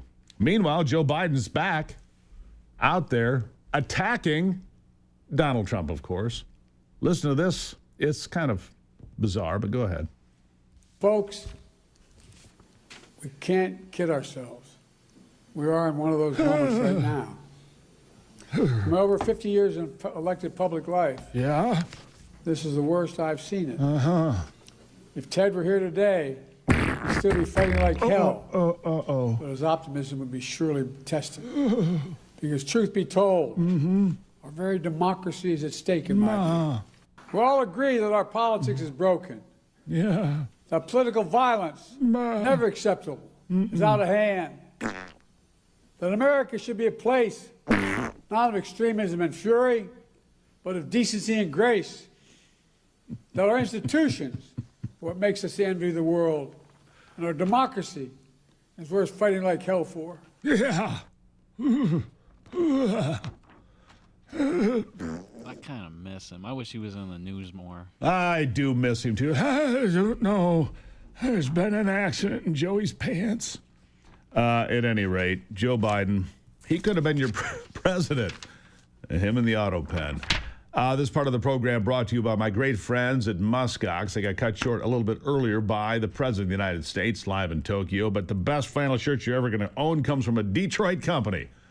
GoMuskox.com. If you use the promo code Gruber, you're going to save $15. There's a QR code right there on your screen. It is the best flannel shirt you will ever own, bar none. I promise you that.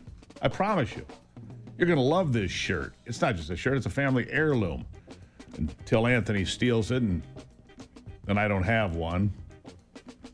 GoMuskox.com. You got nothing for that. GoMuskox.com. Promo code Gruber. Save $15 on the best flannel you're ever going to own. I'll be right back. I'll take 5, Steve, please and thank you.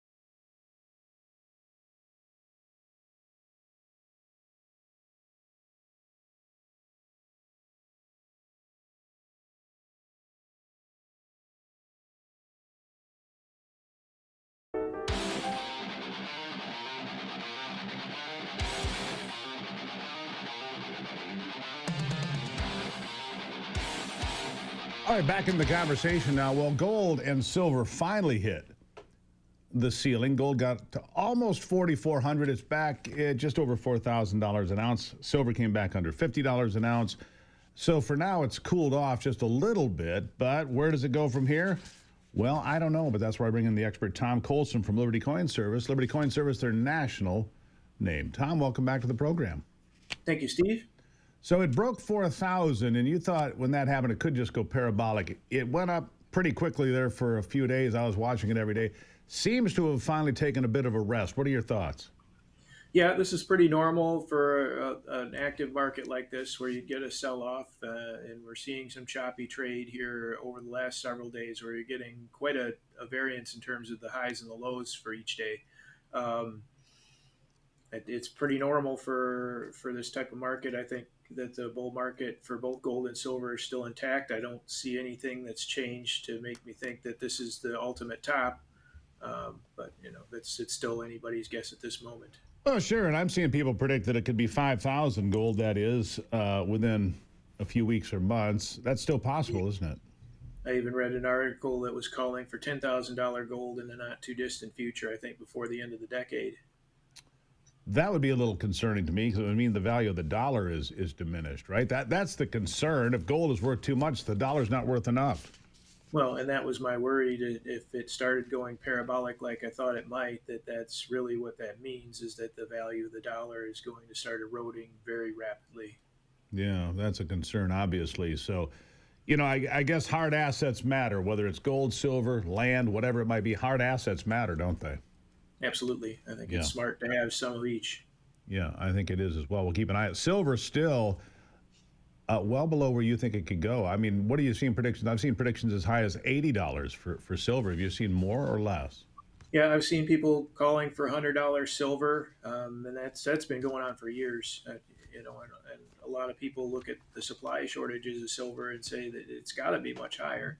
Yeah. I feel like 65 certainly could happen. And, we did spend a decent time in the 50s in the last week or so. So it's something where, again, I don't think that this rally is over yet. And I don't know ultimately where it's going to go, but I think it could be a lot higher. All right. So we'll keep an eye on it as we always do here with Tom Colson. Let's talk about where we are with some coins that have been sent in. And you can always send in coins. We do this, regularly. If you've got something in your drawer, something you've collected, something you've inherited, something you picked up at a flea market, doesn't matter. If you're not sure what it's worth, send it here. Tom can't say for sure, but he has a pretty good idea. We've got several coins today. I'm going to start with a Princess Diana coin, a commemorative coin. Generally, these things don't have a lot of value from what I learned over the years talking to you, Tom, but every now and then one surprises me. What am I looking at? That's true. I'm not familiar with this particular piece. I hadn't seen this one before. If I had to guess, it doesn't look like it's precious metal. It could be silver, but just judging from the color, it's probably not. And I'm not sure it's a coin either. It might just be a metal, which doesn't have a denomination or anything. At any rate, I don't expect it to be worth a lot. If it does have silver, in fact, it's got maybe around $50 worth of silver in it. If it's not silver, then it's something that's probably a few dollars or so. Yeah. It's one of those things, if you like it, keep it, but it's not going to have tremendous value, right? That's what that comes down to. If you like it, cool. The next coin is beautiful coin to me. It's not one that I have in my collection. I collect a few coins here and there, but it's just beautiful to me. It's a $2.50 gold piece from 1853. What can you tell me about this? I agree with you, Steve. I love the pre-Civil War U.S. gold coins. That's a $2.50 gold piece there, what would be referred to as a quarter eagle at the time, because a $10 would be a full eagle. This has about $500 worth of gold in it now at $4,000 gold. Looks pretty sound for condition, but something that would retail for around $600. So a little bit of a premium over its gold value, but not a lot. Yeah, and I talked to you about this just before we came on. The concern for me is that beautiful coins like this, if gold goes to $5,000 an ounce, then this coin is worth more melted down than it is sitting here, which is too bad because we'll lose a lot of our precious coins, I think, that are collectible because the melt value is worth more. That's a concern to me. What about you? That's true. Premiums on U.S. gold have fallen for most things over the past $1,000 an ounce, and I've heard tales that actually a lot of U.S. gold coins are already getting melted. So it's already starting to happen, even when gold was in the low 3,000s. So they just put them in gold bars then, or some other form is what you're saying. Yeah. All right, the third coin, again, one of the most spectacular coins in American history. Everybody's seen these, the Morgan dollar. I think they're beautiful. I've got a whole stack of them. I think a lot of people do. What's it worth compared to its silver value? So again, this is something where the premium is fallen compared to its silver content. It's still worth a premium. You got a coin that's in pretty nice condition there, the 1896 Morgan. Looks like it's pretty much uncirculated. So that's one that has a retail value of maybe $60, $65, and its actual metal value is probably around $35 now. So still better as a collectible than it is as silver. But again, if silver goes as high as we just discussed, people could be lining up with their Morgans to melt those down. All right, we got some unusual foreign coins now to round things out for the day. Coin number 4, Far East coin of some sort. Tell me about it. So that's a China dollar, I guess is what it's called, with the junk boat design on the reverse. That actually looks like it's a contemporary, or not a contemporary, it's a modern counterfeit of it. It's not the right lettering or the right font for what it's supposed to be. So really, and you see very commonly counterfeits of those. So that's not unusual. The genuine coin is fairly collectible. They're worth $150, $200 if they're genuine in that grade. Huh? Counterfeits. So that's why they counterfeit them. They're worth $150 a piece. You make a stack of them, you go pass them around and see who bites, apparently. And real quickly, we only got about 20 seconds for this last collection of coins. What are you seeing? Anything in there worthwhile? Well, you've got a couple of British pennies, I think, or half pennies from 1799. That's a one-year type, so even though they're well worn, you can identify them pretty easily. You got a Cuban 20 centavo that has some silver in it, and you've got a German merchant token from Gobelins. Real quick, anything worth anything there? Well, you got about maybe $5 in silver in the one coin, the 20 centavo, and then the other coins maybe a quarter a piece. We'll leave it there. Tom Colson, Liberty Coin Service. Find them online. Coins at SteveGruber.com. Thank you, Tom, as always. Thanks, Steve. We'll be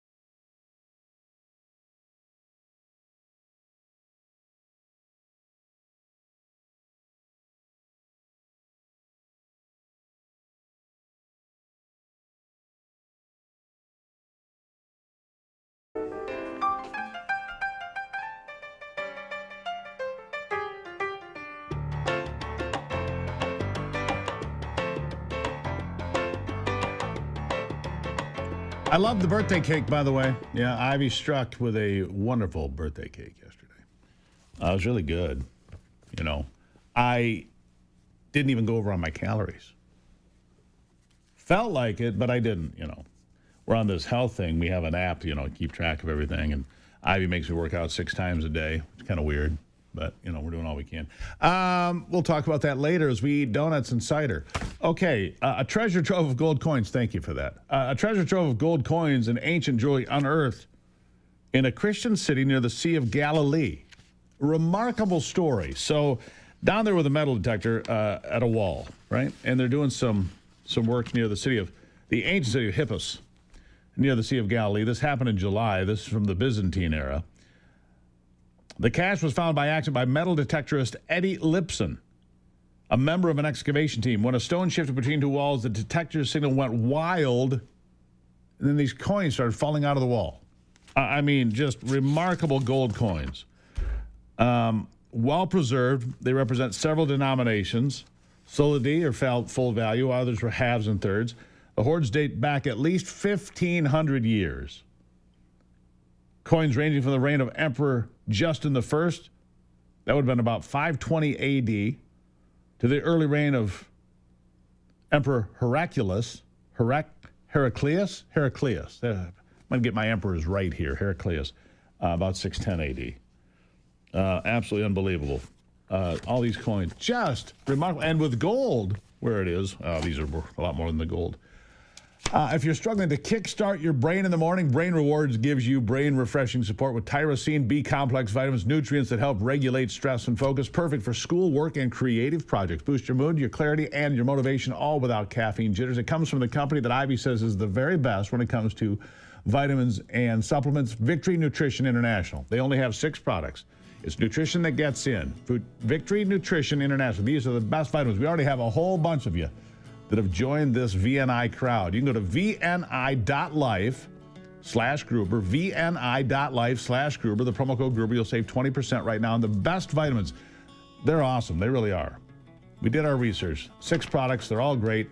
Ivy is a big fan. And if Ivy's a fan, I'm a fan. vni.life/Gruber. I'll be right back.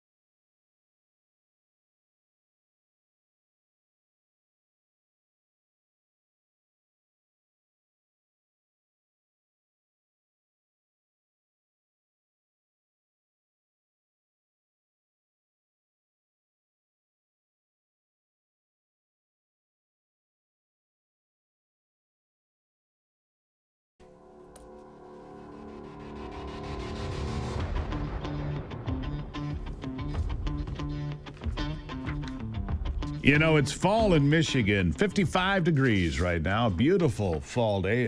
My next guest, we were talking about this in the break. And then something magical happened in the last 2 minutes. Cider and donuts descended from heaven, better known as Barkham Farms. And the wide shot, just show it to him, Anthony. It's remarkable. It's fall in Michigan. Roadside stands, cider, donuts, all these magical. Look at that. All right, I'm going to have to try to focus here because it's the smell of donuts in the air. Mark Tisdale is with me, District 55, Rochester Hills State Representative, a Republican. Mark, nice to have you here on the program. It's good to be back, and I can smell the donuts. Oh, good Lord. I mean, these people, they're over in Hazlitt, Michigan, Barkham Farms. We'll talk more about that in a moment. All right, let's talk about this. Cell phones in the classroom. Look, there were enough distractions when I was a kid. If we had cell phones, I don't know if we would have ever gotten anything done. But then the Democrats, even though Alyssa Slotkin, who's very far left and a progressive Democrat to say the least, the Democrats blocked Michigan's own cell phone ban. What are they doing? Well, that was just a spate of politics over policy. And we had 55 Republicans on the floor that day, and it takes 56 to pass any piece of legislation. We knew we had plenty of support from the other side of the aisle. There were 9 members that chose not to vote at all, so you can probably guess how they would have voted had they chosen to. But on that particular day, it was just an opportunity for the other side of the aisle to flex their muscles a little bit and show. But why? I mean, if you're going to flex your muscle, I get it. You have political muscle, but I think most parents, me included, I have a kid in middle school. I don't think they need their phones every place they go. Look, they stare at them enough. I stare at mine enough, right? Well, it's just a distraction. The sad part of that is that the week before that vote, Pew Research came out with an article that showed that 72% of surveyed adults wanted phones out of schools. So, they made a political determination on a bill that deals with kids in schools and has 70 to 75% parental approval. So that it was not maybe their best choice. Maybe not, Mark. Maybe not their best choice. All right, so is it going to come back around? Yes, it will, and certainly the Senator Slotkin tweet or posting on X helps, and the governor is behind it. I've been working closely with Senator Pohanke's office, my office, staff, and hers, and they've been great. The governor's office has been great. Everybody wants this done. It's just finding a place to put it in the lineup. It will have a significant number of bipartisan votes this time around, and we just missed this school year with it, so it'll come up in the next school year. All right, so let me talk about some other things. Seeing as I got you here, now you're in the hot seat, Mark. Here we go. Ready? Here, lightning round. No, I'm kidding. I just read something here this week that I find remarkable. The estimates coming out of the D.C. area where all the money originates for campaigns. There's big firms there that run these campaigns. $950 million is what's projected to be spent in Michigan on the midterm elections. Almost $1 billion, Mark. The Democrats always talk about getting money out of politics, but then they always come with truckloads of it, more than the Republicans. $950 million for the Senate race, the governor's race, the other statewide races for Secretary of State and Attorney General, plus races like your own. That is a jaw-dropping amount of money for a midterm election in the state of Michigan. Just remarkable, isn't it? Yeah. Well, first of all, it's maybe even unprecedented. Where 2 election cycles in a row we've had open U.S. Senate seats. So those are always big money, and then you have everybody in the government from the state government from governor's office on down up for re-election. And, again, it's just another opportunity to go after control of the House of Representatives in the state. And there will be a lot of money spent there. I'm in my 3rd term now. I've won 3 times, and the opposition has spent about $6.5 million collectively trying to knock me out in a state House seat. Well, you must be a problem, Mark. I mean, you must be a problem child. There's no doubt about that. Look at you. Look at the trouble you cause. We must get Tisdale. Tisdale is our man.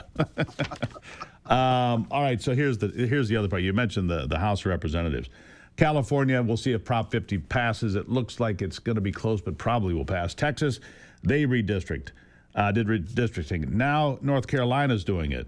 Virginia's doing it. Indiana's doing it. Missouri's doing it. But the biggest card here of all is the Supreme Court case involving Louisiana, where the question is, can you use race as a determining factor in drawing congressional districts? You can't.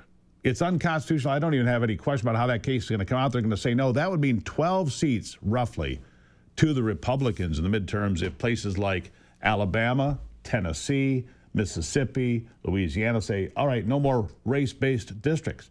It could also affect other states like California, like Michigan. What do you think? Well, the Voting Rights Act included language that required minority, majority congressional seats be drawn up.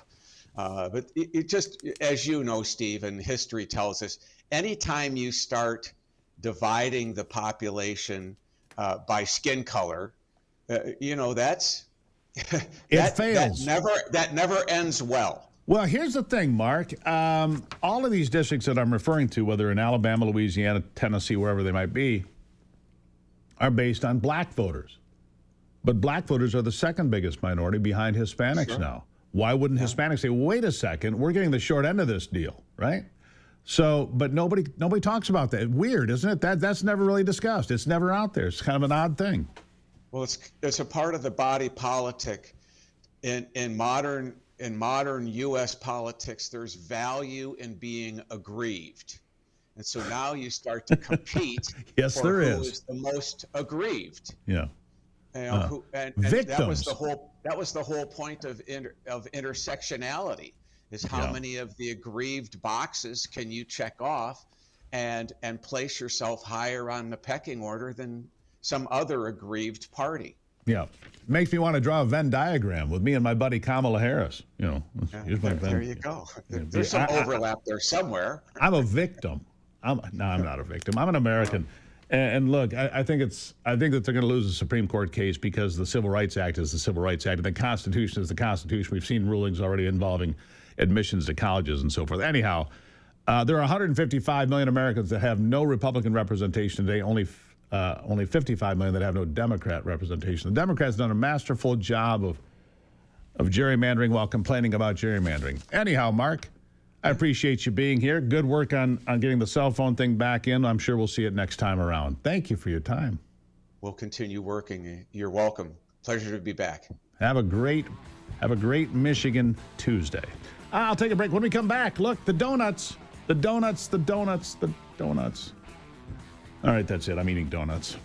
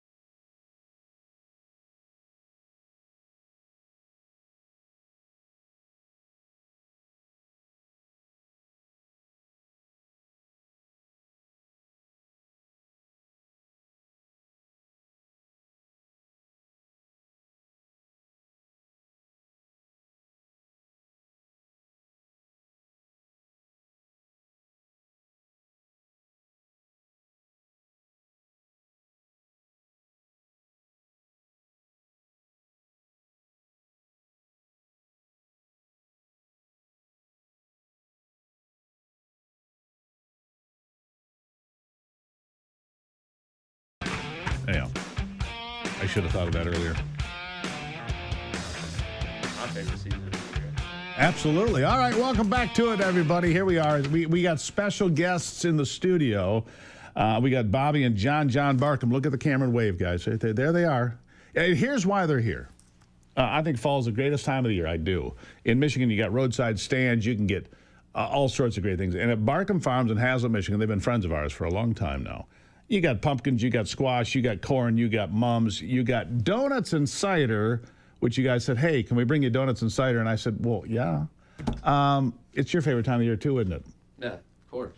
So tell me about this farm. Your dad didn't want to be on camera, something about field trips. You have a lot of school kids out, right? This is a great time to tell kids about farming, isn't it? Yep. Yes, sir. Yep. Dad is running field trips today. So he sent us out here to represent. And represent you are. So you've got about, what, 80 or 100 acres there? Yeah, about 100. Yeah. So tell me this is your time of the year that you produce all these great things. What's it like to be a farmer? Busy. We're just doing things 24/7 outside of school. I mean, we're at the cider mill. Me and John at least are there Thursday through Sunday from 10 to 6. So. And it keeps growing. It's one of these deals. It was just a little roadside stand. Gets bigger every year, doesn't it? I mean, how many people do you? How many customers? Any idea? No clue. Some days busier than others. It's rewarding though. Yeah. Yeah. So tell me, this takes you all year. When do you start planting? Because I think so many people are disconnected from the real world. They are. I mean, I grew up across from a dairy farm. We have our chicken ranch out here. But people don't realize where this stuff comes from. This is a year-round job. This might be when you actually make some money from it. Yep. But what do you do all year? So we start before Memorial Weekend. We want to get everything planted by then. So around that time, we till fields, lay our plastic with drip irrigation, and then our mother goes through and plants with us. Yeah, she does it. Well, we plant all the pumpkins by hand. We have like a device, like where you put the pumpkins in the stick, you stick it in the ground, you release the handle, and it drops the pumpkins in. Then you just tap the dirt to make sure the seeds are all covered and everything. So. But it's not a machine. It's still done by hand. Yes, my mom in this case, she does it pretty much all by herself. Yeah, I've met her. I can see why. She's a tough lady. And so this is going to be. Was your dad the first generation? No, my grandpa was a farmer as well. He was a veteran. He was a mechanic in the Korean War. I believe he worked on. I don't want to get this wrong and annoy my dad, but he worked on the planes and everything there. But sure. Then my grandma would write a bunch of letters to the military and ask for him to come back home because they just had a few kids. Right. He needed to come back home, so he came back home and.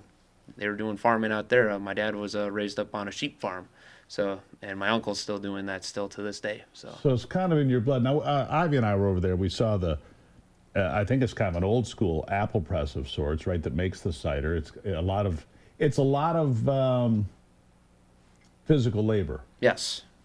A lot, isn't it? Yeah. I mean, the whole operation, whether it's planting pumpkins or smashing the apples or... Yeah, everything takes a decent amount of labor, yes. Do you think people appreciate farmers today the way they should? Ooh. Honestly, people come with a big smile. Been to your place. They leave a big smile on their face. I feel like no, because most people don't come out to farm markets anymore. They just head over to your local grocery and buy their vegetables there. Yeah. No, they don't see the work as much as they used to. I mean, there's people that definitely have more appreciation for it than others. There are some people that, I'll have friends from school and they're like, you have a cider mill? What's that? What is that? Yeah. So, but then you have some people that are like, I want to come out to your farm. I come out every year and we always come out and buy cider and donuts and we always have a great time. So it gets bigger every year, doesn't it? Oh, for sure. Yeah. A little bit of dust up with the township at one time, but they finally said, you know what? I think it's a good thing that Barkham's is there, and I think it is too. Our whole place is decorated with mums and pumpkins and everything else. And tell me about the donuts. They come fresh out of. This is also kind of an old-fashioned machine, isn't it? We have I'd say it's newer. It's a little robot. Yeah. We have a couple donut machines that, like my Aunt Pavla and my mom and my Aunt Mirka, they all work together in the kitchen there to make the donut batter and everything. That it goes through the machine, drops it out, and the shape of a donut.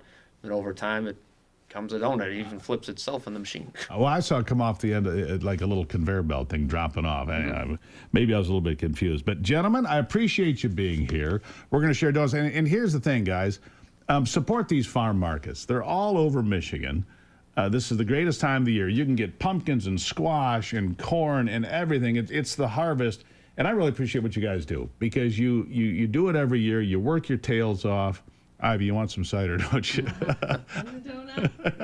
Ivy's right here. She's posted up. But I do appreciate what you do because it's the best time of the year. If you're anywhere in southern Michigan, Barkham's is on Hazlitt Road between Hazlitt and Williamston, roughly.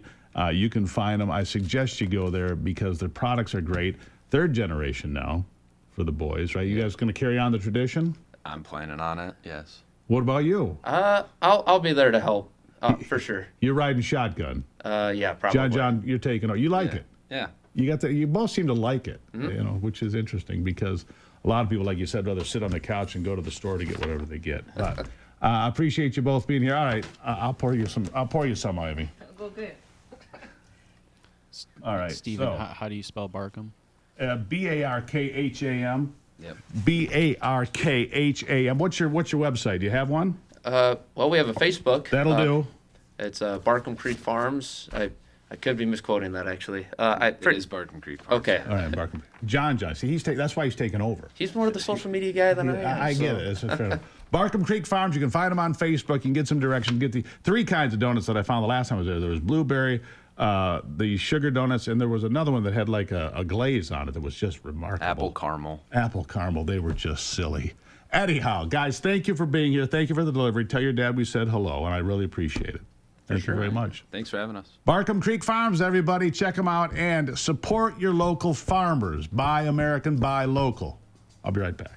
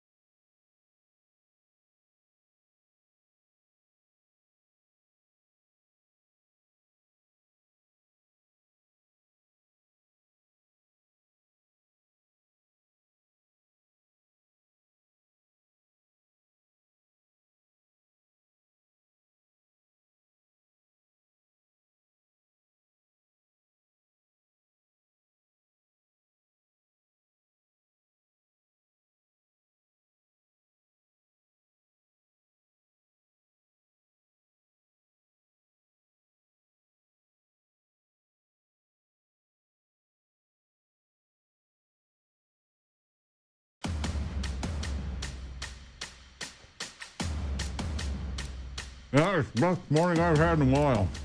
I'm telling you. I got a thing of donuts here. I got all this cider. I got. What are you doing? What? He took the whole thing. He took. Apparently, Anthony's hungry. Anyhow. You've had enough, Steve. These donuts are still warm. These are for me and Ivy. Apparently. Anyhow, I love fall. It's hunting season. It's donut season. It's cider season. I just love it. You know, and I don't eat a lot of this stuff because, you know, here in Camp Ivy, you're not allowed. Something about insulin spikes and that. But, again, support your Michigan farmers. Work I do. Mm-hmm. Shouldn't be on the radio with your mouth full. I'm just saying that. Sounds real good on the radio, Steve. Man, you have no idea how good this is. These are warm donuts, Brock. Yep, I've had warm donuts before, too. It's really, really good. And the cider, you can't beat it. Oh, my gosh, it's so good. And One other good thing about fall, it's football season. It's football. I forgot about that. Go ahead, Brock's Anthony. been invited over by Ivy to retrieve some donuts. Have all you want, Brock. And cider. Have all you want. Thank you for thinking of me at this late hour. He seems a little bitter. Anyhow, great fun seeing you today, as always, my friends. Again, support American farmers, wherever they may be. In your neighborhood, it's a great time of the year to support them, look after them. I remember seeing these bumper stickers when I was a kid, you know. You think it's cute that you have a foreign-owned car, but when your food, you know, comes from a foreign country, we're in real trouble. That's true. So support the American farmer, the small farmer. People like Barkham Farms, Barkham Creek Farms. Find them on Facebook. Fight the good fight. Keep the faith, my friends. God bless America. I'm Steve Gruber. This is the Steve Gruber Show. Remember, together, my friends, we can save America. Work harder. Be better. Eat donuts. Eat donuts. Yeah, save America one donut at a time. There you go.